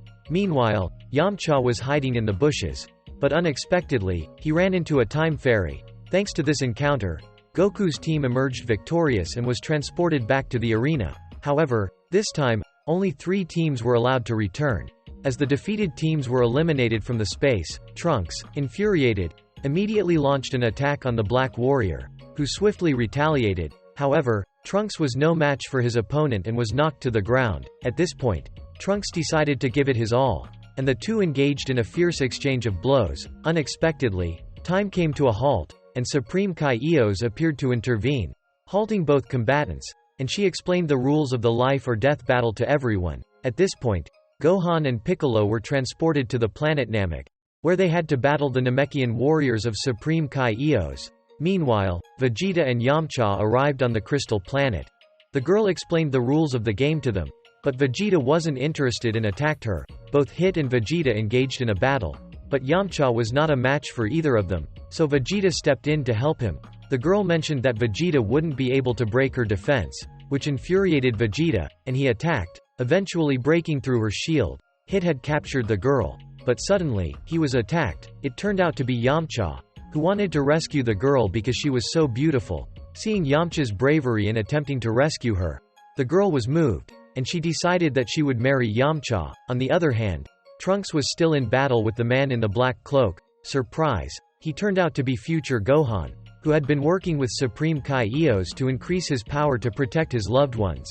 He couldn't let Trunks interfere with his mission, so they continued to battle. Despite Trunks' attempts to reason with him, Gohan used a Kamehameha attack against Trunks, but Trunks managed to overpower Gohan. At this moment, Goku and Jiren were in a battle with a very powerful Saiyan, who turned out to be none other than Bardock, Goku's father. However, Goku had reached a level of power equal to that of the gods, making Bardock no match for him. Bardock then gathered all his strength for one final attack, while Goku countered with a Kamehameha. Despite Bardock's strength, he was ultimately defeated by Goku. On Kranoa's side, she was trying to find Supreme Kai Eos to reclaim the time scrolls, so she mixed all the time scrolls together and put them in a box. Then, both of them teleported outside to battle each other.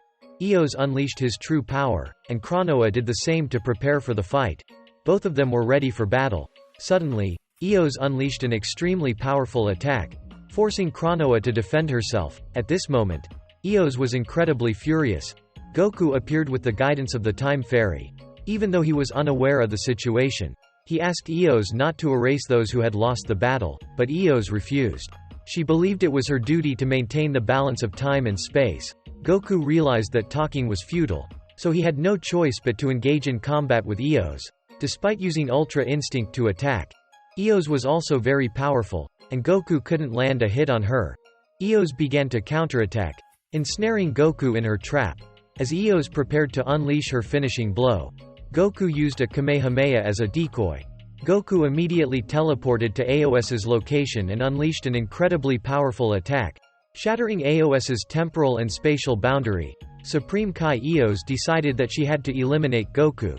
Meanwhile, inside the universe, the Demon Lord was ambushed by Demigra, causing him to fall and absorb his power. Back with Goku and Eos, as they were preparing for a serious battle, a massive fireball fell from the sky.